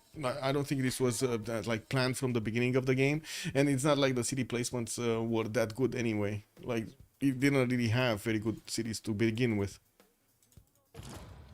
Like either too far away or in awkward positions. Anyway, let's see what Legion is gonna do here against America. With now the coursers and also quite a few knights, he does have the extra damage he needs to attack into these meta times of America. Now we'll need to see if Sewi is gonna also plug in his +5, and of course with Crusade available for Lich to get to convert the cities of America, we're gonna need to wait and see if that's actually gonna be a thing. James of St. George did get picked up by America, and I do see he's sending it to Los Angeles so he can get the free walls in there. They're gonna be 150 defense strength, and they're gonna be quite strong. Very strong, actually, very strong, even for trebuchets to attack into them. Okay, more builders, more knights coming out. I do see also America did send one of his spies in Belgium, and we're going to need to see how quickly actually the Babylonian spy is going to get into the American cities. He did finish his intelligence and did manage to get the spy, with also Terracotta Army finishing in 5/10 from Borsippa. He will manage to get an extra promotion on it. There is a possibility that he can actually get that to a level 2 to bring him the double intel on his opponent. We do have also China managing to get very close to Simba, and I do see he's starting to gather his military next to the city of Handan, which is having a bit of a problem with the rebellion. That city is gonna keep on growing, and we're gonna need to wait and see if it's gonna do something. Wait, Mitla got destroyed? So Babylon took down Mitla. That's only Taruga left? Yeah, Taruga, and Taruga is Legis city. Okay, 20 of these points in there, with also Byzantium right next to it, so he can actually put up some defense here. We got a Grove coming up from Asia. Unfortunately, it will only hit a single tile from the Eye of the Sahara. While I do see also he's getting some more temples for the extra faith per turn. We're going to need to see if he's going to put more units in the side of Byzantium here. Looks like he is. I mean, he does have a few more heavy chariots, more knights getting into the production queues, also some archers to upgrade from. I do also notice he did place down a Temenang. He never actually finished it from that Bandar Brunei city. America getting his universities up, working on his aqueducts, and does have a very good amount of production on 231. He definitely has more production than Babylon, but I guess we're going to need to see if we're going to have Liege over here managing to actually not only slow down Sewi from placing down his city. I don't think he will though. If he would have, he could have, right? He would have actually clicked on the button to put it to shift enter his knight onto the oil tile, but he didn't. He would have needed to actually put 2 units here. Let's see. Okay, converting Los Angeles.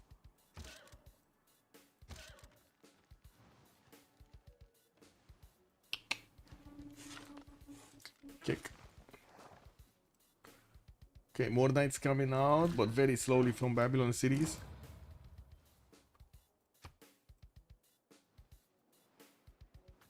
We do have Simba managing to get to 1,000 military, and I do see he actually is sending some units to check out what's going on in Handan over there, get the visibility over his opponent's city. Also with El Cid helping him out as a general. He does have Sun Tzu on the western side, allowing him to actually use it with the knights and the horses, while he definitely needs to actually bring some more. Sending also his religion towards the cities of Rome, where there is a religion over there in the city of Mediolanum. He's gonna try to actually get the extra +2 combat strength from the taxi state, which is going to be super valuable.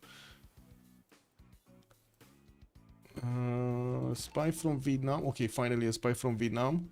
And I do see these courses are trying to actually wrap around. They might actually catch these missionaries and the apostle on the way towards Rome. That will be bad. That is going to be bad. Macedon is trying to also get the help of Singapore here, and looking at Macedonian territory, he's working on Great Library and also Mausoleum at Halicarnassus, while he's starting to get a few theater squares for the extra culture down. Looks like his defensive unit is gonna be a quadrim fleet into towards like from Byzantium here. Well, he does have the most almost the most science in the game from his side, actually 124 science with 49 culture, while we do have battery also 137 and 74. I cannot believe actually Vietnam with the Dark Age did manage to get so much science and culture. So much science and culture on who is who. Very nice. 130 points of production, 130 faith. I don't think we did see GMC being built up in the cities of Vietnam though. Let me actually double check. No, he actually went for intelligence, not GMC. So he cannot actually use his 130 faith to buy out units, which might actually cause quite a bit of a problem, because yes, he's 130 points of production, but Simba 170 plus the 140 faith attack.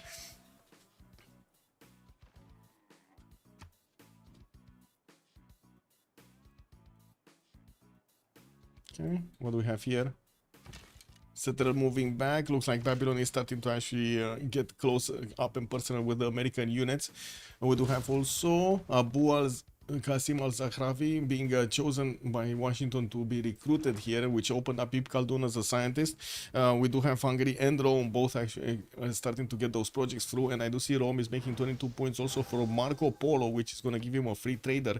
Let's see what did happen here. Okay, Zankian also did get picked up by Rome for an extra trade out capacity. Zenki on Macedon, that's going to be an admiral for extra trade out capacity, and Hypatia did get picked up earlier by America. Okay, probably did activate it somewhere.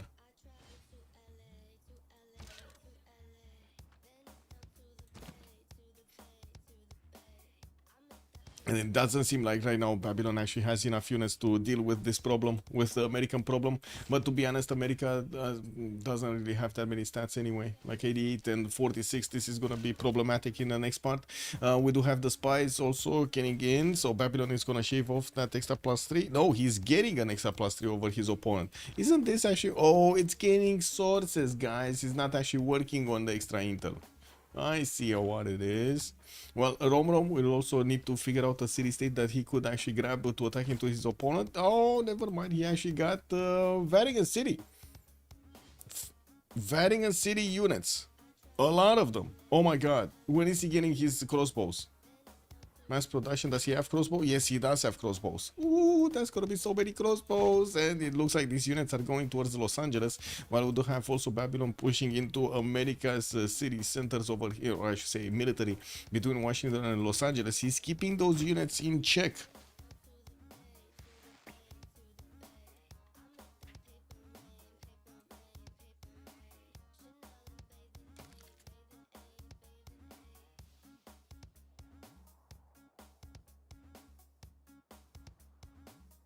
Yeah, 1, 2, 3. We do have also a Tracot army in Borsipine 2 tents, and also 6 tents for spy coming out from Belgium.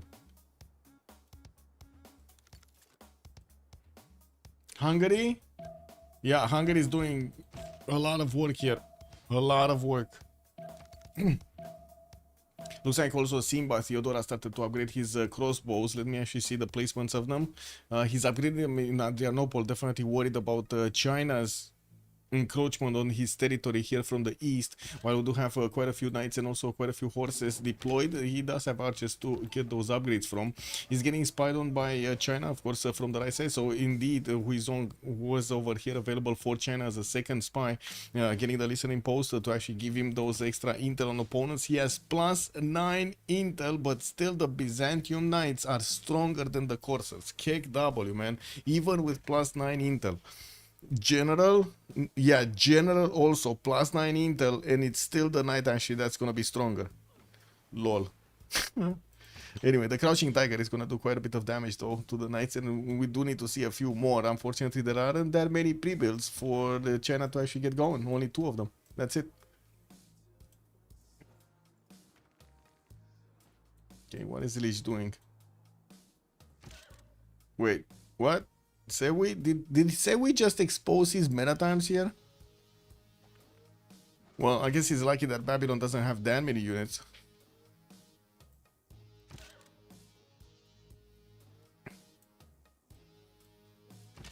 Are we not gonna see Romrom upgrade his Corsair? These crossbows would be like super valuable to actually go against America. And yes, Macedon still did not build up a military. He would do have new campuses and also the universities going into his campuses that he built. He does manage to get to that nice science for his team, and we will need to see how he's gonna get to use it. While also Batriu is trying to actually get, yeah, there we go. He's trying to get to the Byzantine apostles and the missionaries. He's being caught out over here with a few of these Byzantine horses, and it looks like Singapore just got levied by Romrom to try to fend off the attack of his opponent here against that city center. Unfortunately, the men at arms are actually quite far away, deployed southwest, and he does have 2 warriors that are going to need to actually get into the correct placements to stop the corsairs from attacking into the city center itself. It's only 29 strength, so I'm pretty sure a few hits and bam, that city is going to be taken down.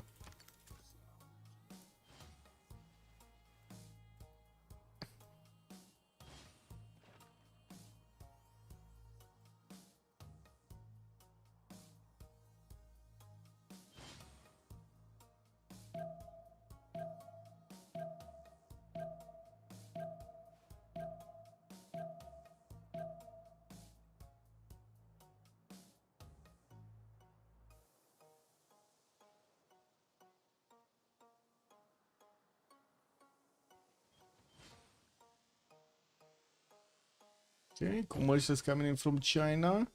Still did not upgrade his full military here. And taking a look at the yields tab, we do have Didos with only 53 science and 40 culture. Definitely Simba is going to seem ahead with 96 and 107. Batrio is going to be strong enough on the western side, but I would imagine the story is going to catch up quite quickly to him after he did finish his Colosseum and got those extra yields from. He's on 200 points of production, 116 science and 119 culture. Looks like also Hungary did manage to actually stop the encroachment of the Vietnamese corsairs. Those Byzantine units also did cross the river here, and they're gonna get into a safe position. They can get to Mediolanum. He's saved. He is saved. Okay, what's going on here?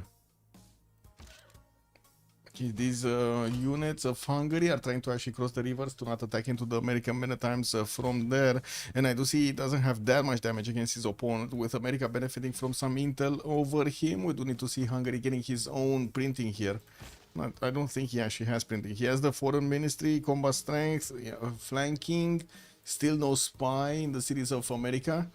He's gonna need to get that going also. Let's see if is he training a spy or maybe it's on the way. Anyway, we do have Grid Library also coming up from your next turn with multiple universities finishing, and also his library is coming around. There's gonna be a lot more science soon on Rom. 155 science with 54 culture. In that Frinkure Golden Age, he's starting to get more than Batriu and Alexander on the other side. Also 212 points of production here. Does look very good. What's happening here? Not much. Still no more upgrades. 2 Voichens on the defensive side of Vietnam. And also, wait, is this Temple of Artemis? Yeah, this is Temple of Artemis being built from Guang 3. Another spy in 2 turns. Well, I would imagine Vietnam does have the opportunity to go against Singapore over here. Unfortunately, Rom couldn't close the full chokes, but he does have more than enough damage on the Maritimes to double shot these coursers. It's just a matter of actually getting the movements on them. Okay. And we do have also Sewi managing to get a bit more science on 89 with 48. He definitely has more science than Hammurabi with more production. I would imagine in the long term we will probably see America over here managing to actually, well, if he does manage to not lose a city and so on and so forth, he's probably going to manage to overwhelm Babylon. You're gonna need to see probably Hungary coming to save him. Oh, Hungary getting a city on the coast, getting closer to America. Okay. Oh, wait. Oh, we did see that. Yeah, yeah. Fire. Rome also. Wait a second. Newton should be up also. So, Ibn Khaldun did get picked up by Hungary. And Newton, still not there. Emily du Châtelet is going to be the next one. And they did have Galilei to pick up also. Bisheng is going to be available for the engineer. America is probably going to get it. Amina is the next general, but it's extremely expensive with 300 points necessary. I don't see that many points for the artists, for the writers, and for the musicians. Vietnam is on 2, Macedon is on 1, and that's about it in the game. So nobody's really going culture this game. Okay, more units. Trebuchet from Babylon. Still no crossbow or something to actually do the damage from afar. And I do see the intel is still on America.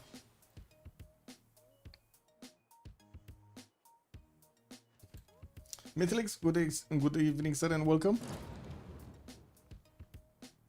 A cat has been defeated. Wait a second. Where was a cat? Where was a cat? And how was it defeated? Not here, not here, not here. Does anybody remember where a cat was? I'm pretty sure this was Ayutthaya. Here. No.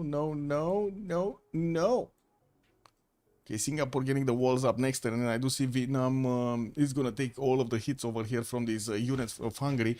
The Metatons are definitely strong enough to actually take these down in a good enough time. Still don't know where was a cat. Not there. This is Kumasi. Who's Kumasi Suz? Macedon. Okay. He's not trading externally anyway. Nothing here, nothing here, nothing here. North of no. Oh, I see a cat. North of China. North of China. He just got a city center from it. 2, 4, 6, 8, 9 cities. And I do see he did manage to get another spy from Changsha and working on another one in 2 turns.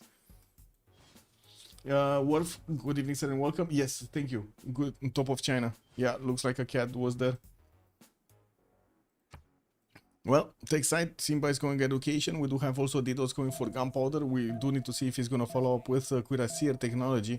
That's going to require ballistics. And by the looks of it on Simba, we probably will need to see the same thing. But he does want to get, of course, his universities to start getting built here. Has quite a few good campuses also. Definitely is getting a lot of science out of those. Any last move, first moves here? No, doesn't look like. We do have Hungary just moving around trying to get to Chicago. What is it? Wait a second. Is he going to go China? Can you imagine if he keeps on going and goes to DDoS from the backside? And say he has like half of the military deployed to the south? Lol. Anyway, we do have an army of crossbows coming in from the south, getting levied and upgraded in the city of Vatican. And as you can see, actually, they're doing a significant amount of damage against the Maritimes of America. When these guys are going to get onto the front line, this matchup is going to change quite a bit. America did also get to his own crossbow technology and started to get a few of these on the defense. And looking at their economy, they're starting to do a decent amount of gold. Bez is on 107. We got also Vietnam 71, Sewi is 48, and Didos is at least positive. We do have on the other side Ulyss 126, Romrom, I mean, Simba is going to be minus 29, Legion 35, and then Distoria on 102. And I do have to say, we do have Singapore being saved. Hungary does have quite a few of these times actually over there. If it does manage to upgrade them and start sending them towards Vietnam, it might be a bit too much pressure for Vietnam to handle.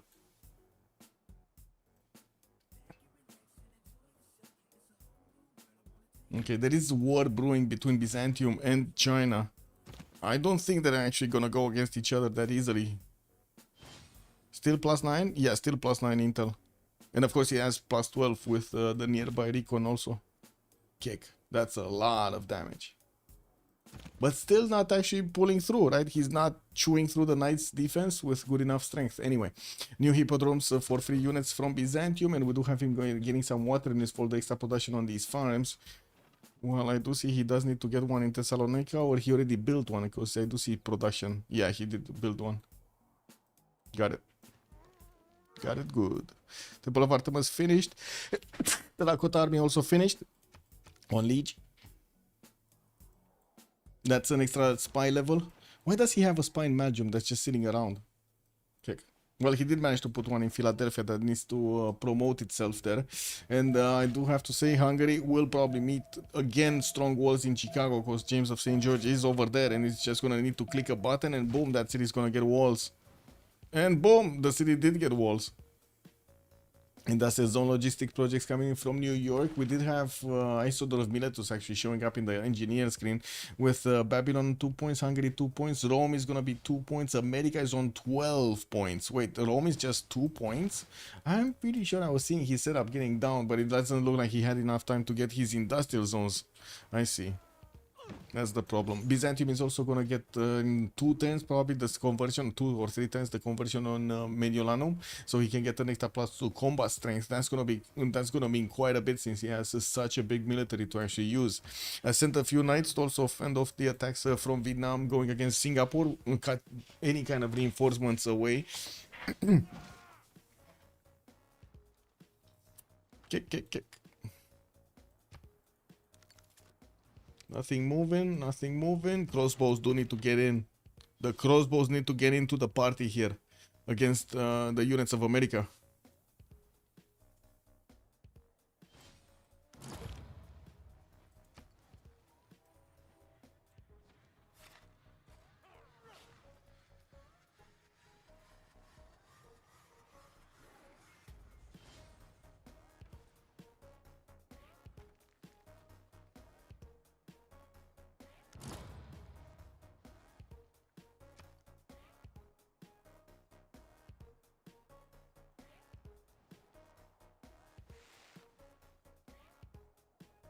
Well, I guess Sewi still wants to place that city. He keeps this settler right next door. I think he would have actually managed to place it somewhere else, maybe on the backline over here, a long time ago.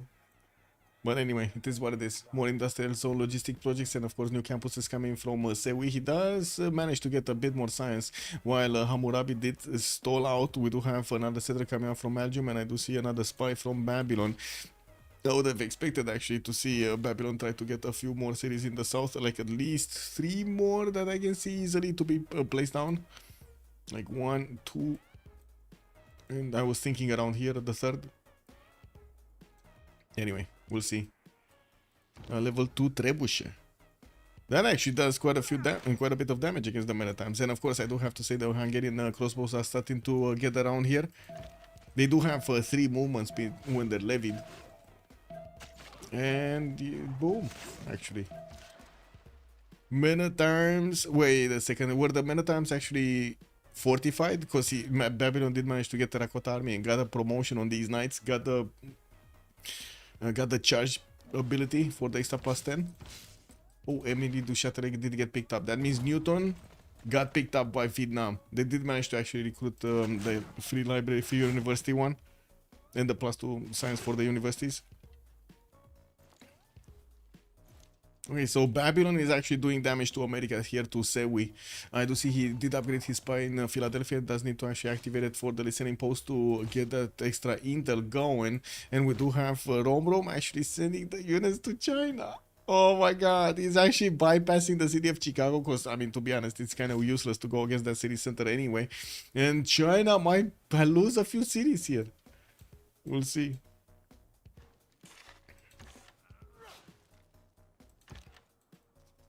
Okay, what is China doing on the western side? Still not upgrading, but as you can see, he does have a problem with loyalty in the city of Handan, trying to get that monument through. And of course, for the extra culture and the loyalty buttons, while I do have to say Simba did get most of his units actually upgraded on the eastern side. And we do have him with quite a few units on the west, but kind of stopped actually putting units on the western side. We might actually see Hungary try to get to light infantry. He's getting his printing out next turn, and we do need to see if he's going to go for military engineering, military science afterwards, so he can get those light infantry to attack into Vietnam in the south. He could get them in good enough time. Also, Rome did push back these units that were attacking into him from Vietnam and got a spy into the city of Da Nang to see what's going on. Has quite a few knights of his own and going for his own printing. We might see an attack here against Vietnam with a few units. We do also have Angkor Wat from Rome to get him an extra point of population on each of his cities, while he's getting quite a few campuses all around the place. We do have him with an industrial zone finally from Antium. That is gonna get onto the good setup between his baths over here, between the two cities of Antium and Mediolanum. Did he get one? Yeah, he did get one here also. Not extremely good, but it's still plus 10. And of course, with Namadol, he's getting quite a bit of extra culture. He does have also civil engineering. In the first Congress, we did have Matthias Corvinus managing to pick up the Golden Age points. And I do see he did also get to pick up Imhotep and... no, Isodor actually got picked up by America. And we do need to see when the next one is going to come in. Leonardo da Vinci is going to be next. America does have the most points. I do have to say Macedon was building up the mausoleum of Halvin Carassus, and he did finish it. While Macedon here is on 200 points of production, he is also on 170 science and 100 gold at 10. Does manage to get the economy going for his teammates, while he's trying to also get the production for the next part of the game, connecting his economy to China. Okay, and we'll see how he's actually gonna try to be successful with his points there. Whoa, whoa, whoa, whoa! Liege is getting in. Liege got through. He got through the defensive line of America here. He needs to actually move this knight up, so we got the crossbow starting to come in. Yeah, there we go. Crossbows moving, starting to attack into the Maritimes, again doing quite a bit of damage, while Sewi is... oh my god, Sewi is trying to get top 3. Okay. Well, he's also trying to build a forbidden city in the city of New York here, and not following up with units. We do have walls going up in Taiwan. Also, Rom does look like he's moving those units towards the cities of China slowly but surely, forcing China to get more military this time around on the right side. Industrialization finishing on Alexander in 2 turns, while I do see Liege is just putting more and more units against his opponent. Does look like he's eating through his next door neighbor here defenses very, very quickly.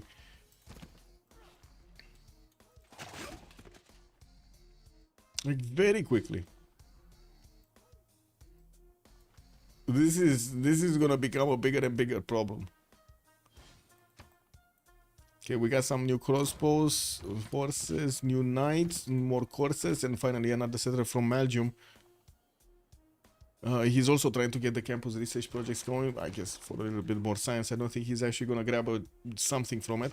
Babylon did send the missionaries towards Washington, and he's going to try to actually convert that city center to his own religion to get the crusade. If he does manage to get an extra +5 against these American units, he's just going to keep on going through, not stopping for anything. Very nice. Okay, what do we have? Singapore doing stuff. More units coming in also from Yerevan, being levied by Hungary and being sent towards the city of Da Nang. Honestly, I was expecting actually Hungary, after he did finish off the defense on the city of Singapore, to just keep sending these units towards the south. Ah, there we go. He's starting to move them. I might as well use them for something, no? Even if it's just pressure against Vietnam, it's still valuable.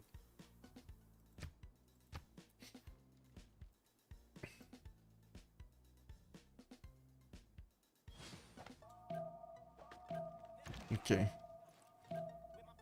crossbows, more crossbows, 2, 4, 6, 7 crossbows. 7 crossbows recruited from Vatican City. Very nice. That's such a productive city center kick.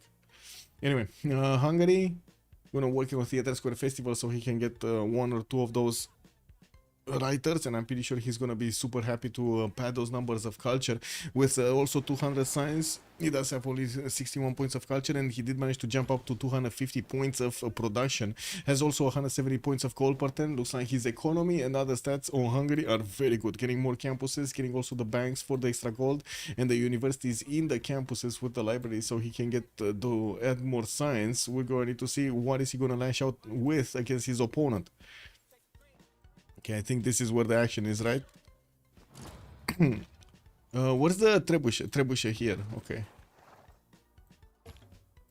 Got a knight that is not gonna get... Oh, wait a second. He could actually try to pillage the government plaza or something. Like try to... Oh, no. He needs to go through the engineer. Only 2 movement points.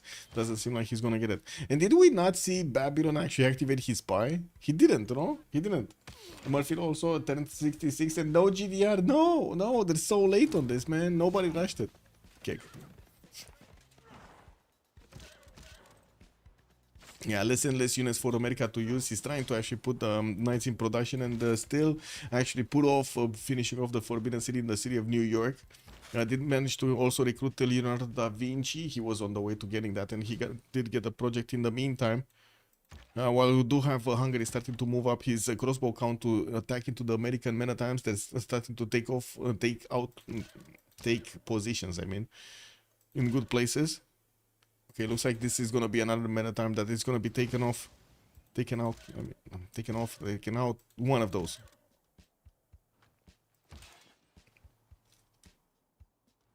He didn't attack into it. Well, this would be another one. Let me we're gonna need to see what Leech is gonna choose to do here.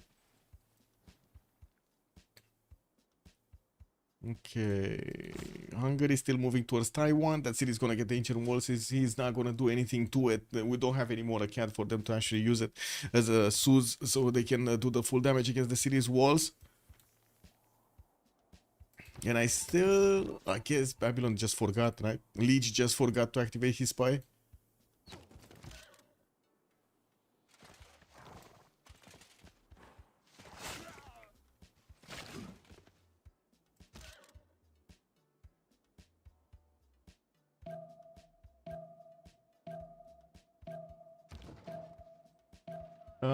Doka on YouTube was saying, do I understand correctly that Alexander is the... Yes. Yeah. When you actually pick Alexander and you get to sim. That is super correct, Iceland Doka. That is correct. Macedon is a simmer right now. Getting the goal, getting the production, getting the boost for his teammates. I mean, who would have thought about that, no? Okay, no movement here, and we do need to see what's going to happen with the first initial attacks here from America. I do see he did manage to convert the city of Washington. That does give him an extra +5 exactly in the borders of Washington, which is going to be super hard for America to push out all of these defensive units. Just look at the knight. With so little strength, it basically was killing off his opponent if he was getting attacked. Lol.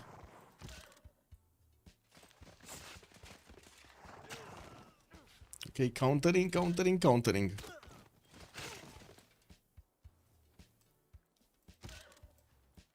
we have new units coming in? Yeah, we do have quite a few new units. Quite a few of these new knights and new crossbows from Ashura, and we do have Leech going for military engineering, and I do see Sewi is going to go top 3 again. Cartography, he's just putting off getting musketmen or something that is going to be much more useful against his opponent than just the men-at-arms. We do have China still keeping the units in Handan in check. He's not actually pushing off anywhere, while I do see Byzantium did manage to grab a few more crossbows. I'm actually curious if he's going to deploy them in the southwest, because it looks like he's going ballistics very quickly basically metal casting finishing up next turn, with also nationalism in 3, while we do have Batrio still on gunpowder and nationalism. We're going to need to see if he's going to follow this up and keep on going. Slowly ticking off the time until the next era. We do have 5 more turns until the era switch, with Didos managing to secure his heroic age. Looks like best dom is going to be Dark Age, Batrio is going to be Dark Age, Sewi is 73. That's a golden age bonus, so that's going to be heroic age for him. He's in a dark age right now. Rom's only 6 points away from getting a golden age. I would imagine he's going to finish this, but let me double check. So I don't think he got a boat. He can get a boat. Actually, he got an admiral. No, he probably didn't. He got a boat though. Never mind, he already got a boat in Mohaj. Maybe he can get a wonder somewhere, although it kind of feels like it's too little time to get a wonder. Anyway, industrial zone logistic projects might actually will get the ability to get to recruit Filippo Brunelleschi, and I do have to say he just needs to get civil engineering. He already has Imhotep. Oh, he used Imhotep for Colossus for an extra trade route capacity. Oh well, I'm thinking about that Statue of Liberty with engineer. Maybe he's gonna get to use it. I don't know. Math from Puteoli. 2 turns Angkor Wat, okay.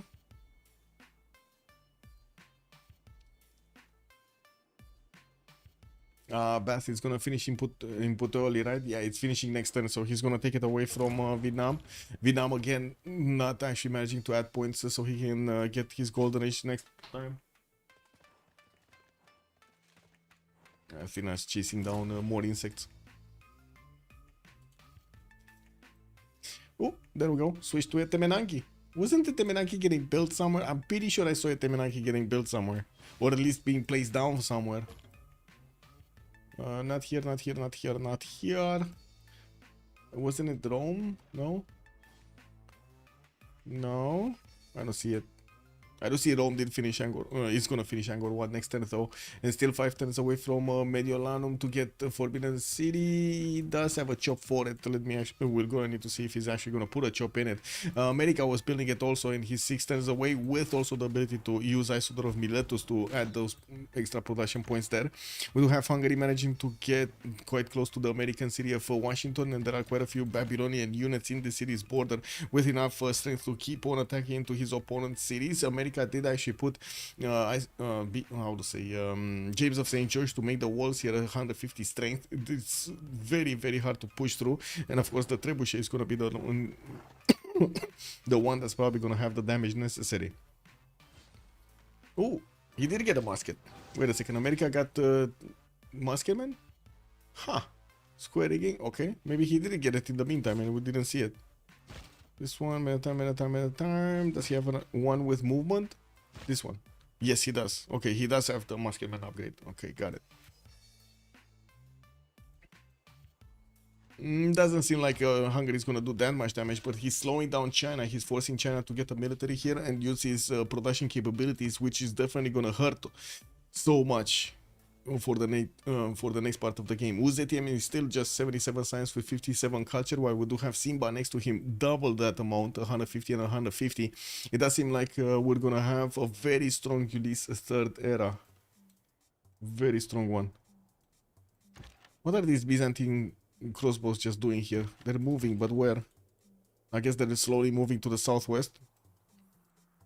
Getting also the... Oh, there we go. That's the Temenanki right here. This was a Temenanki. He never actually got to build it though, Byzantium. The Temenanki next to a Temenanki. Who's gonna get the Temenanki?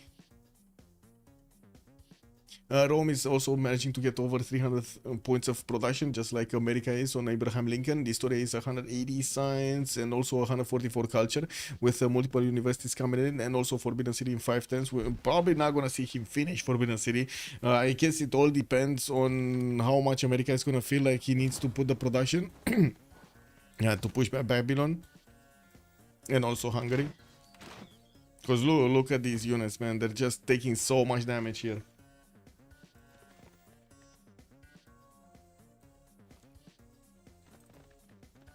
Yeah, looks like Babylon is just gonna retreat to upgrade his units, and we do have Lich King his tactics in 2 turns. He didn't get to ballistics. He doesn't have that much science on 51 science and 54 culture. That's not that good. Distoria is also 5 turns away from getting his golden age, while we do have Rom 1 point off. Simba and Lich do not manage to make the cut here for the next golden. Well, usually the next golden is not that important, like from the coinage or something like that. This one was very important when it comes down to the stats, though. It does seem like Salad actually managed to keep with the stats quite nicely, no? But not amazing, but good. Not bad. Not bad. Not that bad. For just having a single nation in a golden age in the second era, I think they did well.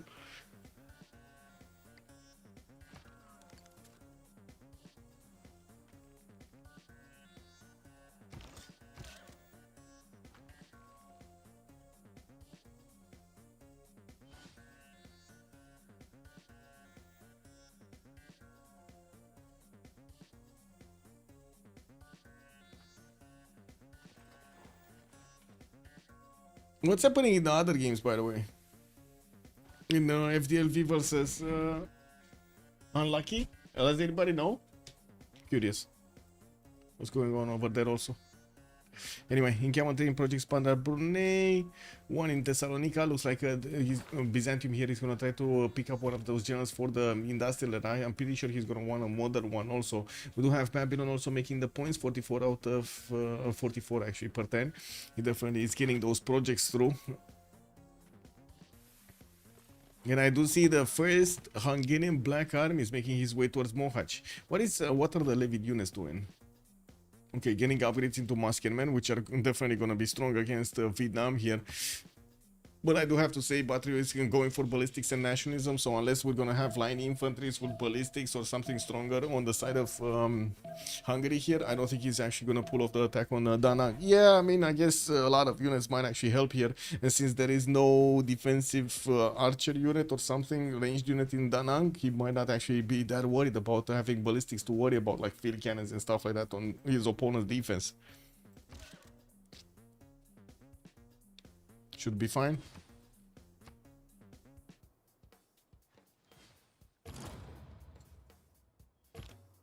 Okay. We do have Rom just keeps on getting his promotion points over here on the crossbows, and we're gonna need to see if Babylon is gonna get the stronger units to attack into his opponent. He's getting the trebuchets to start chewing through the encampment defense and sending a few knights there. There still is a settler in that encampment. I don't, man, this settler is just sitting around for the last 15 turns or something. Just keeps on moving south, north, south, north, south, north. It's very undecided. A very undecided settler. And no big army actually from Hungary. And that's a victory right there. Wait, who declared victory? I was preparing for another, like, I don't know, 4 hours of gaming over here. It looks so close. Who declared victory? And why? Chat? Chat? What? What is going on? Who By your actions, this all my enemies have capitulated. I just won the game? I won the game, guys. Anyway, no, I'm kidding. Oh, it is actually gonna be who is who. Oh, they might have actually had a bit of a misunderstanding in between them or something.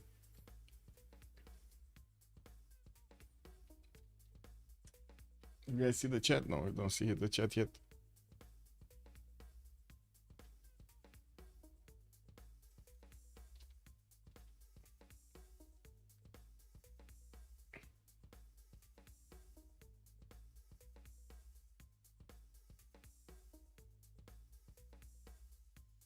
This is crazy, man.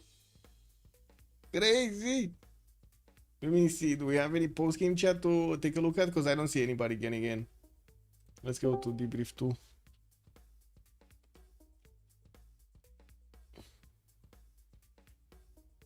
Yeah, I don't know Attraction. I honestly, I don't know. I don't know. But I do see another game has finished also. What was the third one? Was it D-Shark BDC? I think it was D-Shark BDC, right? And who won that one? Oh, I guess we're going to take a look at the reported games. Does anybody know who won the other one, like D-Shark versus BDC? Anybody watched it? Fetus Valetza Zalaki is still going, I see. And D-Shark BDC and oh yeah, those are the other two games. Elote Primes also good evening, sir, and welcome. Was wondering what the score screen was. Like who got what?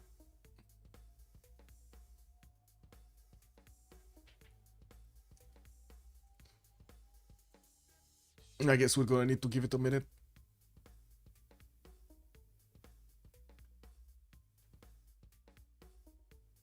Guys, doesn't seem like they're coming in for the post-game chat. So, you know what I'm gonna do? Oh, I spoke too soon. Good day, Rom Rom. Bonjour. Bonjour, bisous. Bisous. Man, I gotta ask about your city placements. Like, man, why didn't you move one tile with the city of Buddha? Buddha? Yeah. You mean one tile up? To the right, no? Like to get across. It's settled turn 2, so I think it sucks. You don't think you're gonna catch up with the production? I don't like settled turn 2. You won in the long term, but you lost so much tempo. I don't like it. Yeah, at the beginning, true. You do lose a bit. Some player would have done it, but personally I don't like it. Oh, I see. I was wondering because the Pearl of the Danube bonus, I mean, I wondered if I was gonna do it, but I mean, I don't know if somebody is on my left and they have aggressive draft, so if I have to rush general, I cannot afford to settle turn 2, so yeah, I prefer to settle turn 1. That's why. Leech, what happened? How so impactful? How so impactful? Tell me the best strategy on Babylon that you was using. Triple on command. That is the best strat, I guess. But what the story? What?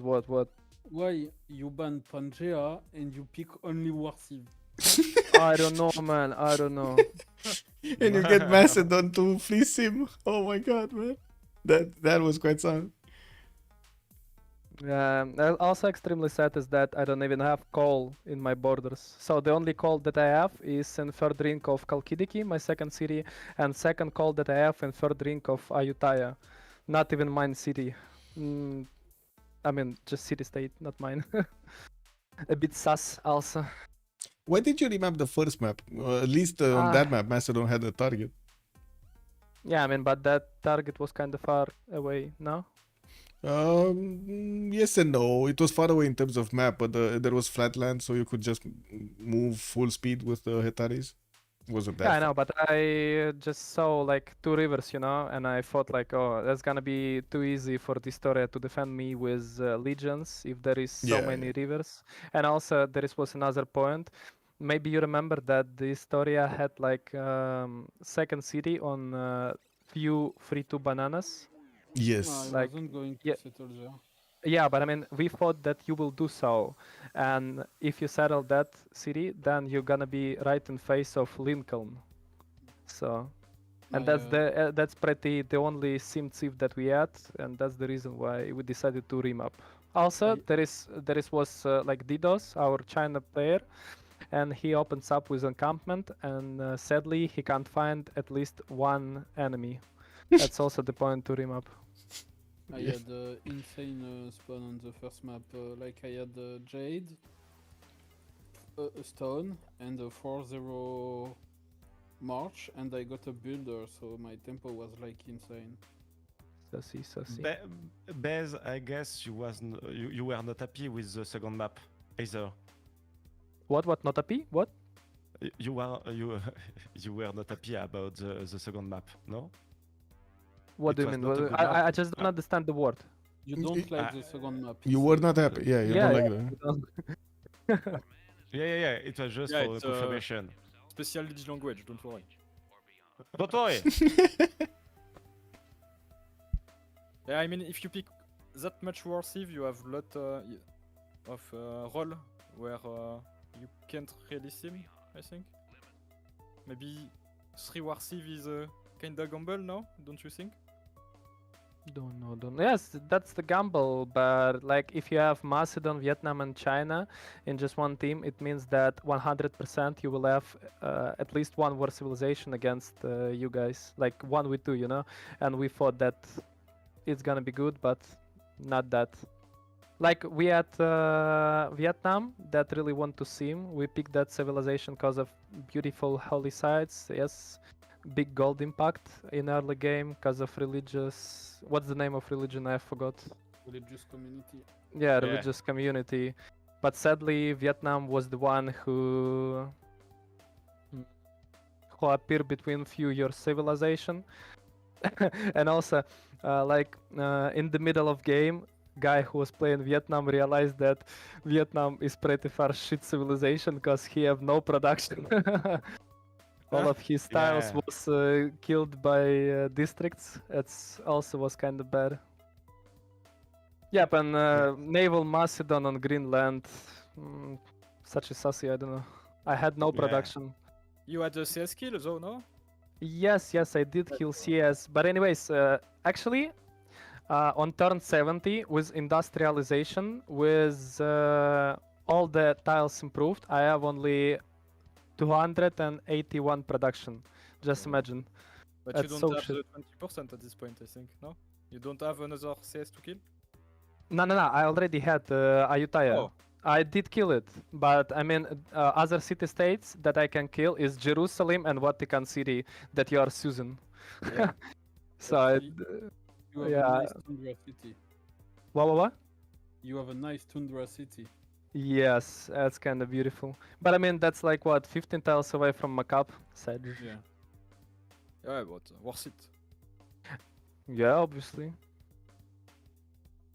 I guess so. At least I guess so. But I want to say that move with Yerevan that we saw was kind of good. Like move units in your borders this area to defend you against what is this? Vietnam units, coursers. That's kind of good. That was really good for Yeah, me. I mean, I had one city state Suz, and I saw, since I am Hungary and I have Diplo quarter, I could Suz another one, so I said to this two, I'll just use one and defend you.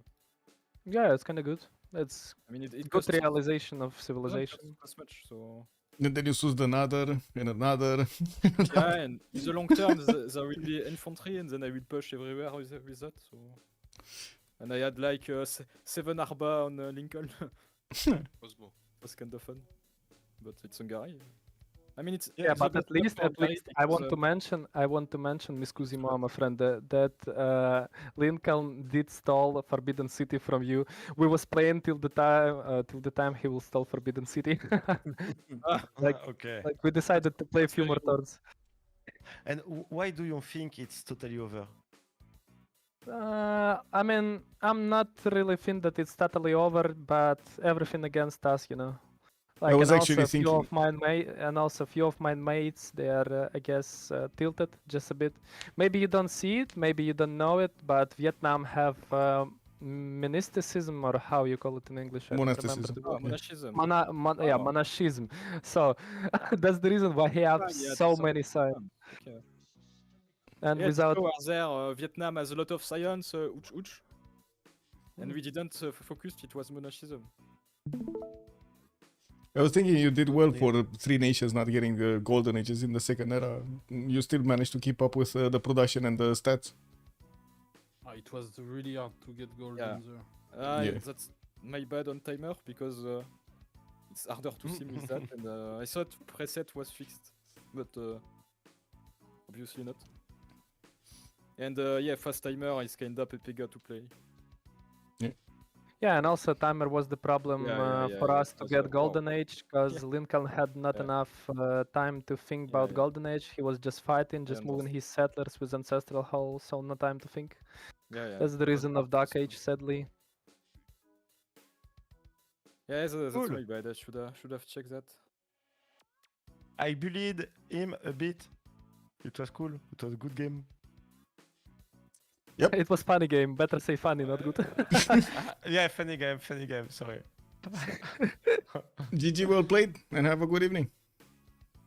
GG, and thank you, and see you for the next game, Bez. Bye. See ya, legit. But wait. I have just one more question for Michael, or Yes. maybe like the guy who was playing Basil or Theodore. What's the name of that civilization? The guy from Vietnam. Alexis. He was blaming himself because of bad moves. Can you just like all the time, like once for 5 minutes, he was talking, "Oh, I'm such a bad guy. I'm playing so bad." Can you just explain what's wrong he made, just for me? What was the bad moves from him? I just don't understand. Maybe you know. Like Alexia? maybe he made something wrong. I mean, in early games, I may have traded few of his units, but not that much. So no, nothing too special. I think it's probably more about the. Oh, is that about the scouts and? Well, I'm gonna stop it right here. Send you to the other stream. Marius BW is still streaming FTLV going against who is it? Oh my god. Unlucky. Yeah, FTLV going against Unlucky. See you tomorrow or the day after tomorrow. Not sure exactly what's gonna be on my schedule. I do know we're gonna have a game on Saturday. I do know about one on Sunday. Not sure about tomorrow. There are quite a few games. Maybe we can catch one. Have a great one, and I do hope we're gonna see each other in the next ones. Thank you so much, by the way, for the subs and the primes, and also the follows. Sorry for the earlier technical difficulties. Sometimes we just cannot help it. It's out of our control. Have a good evening, and bye.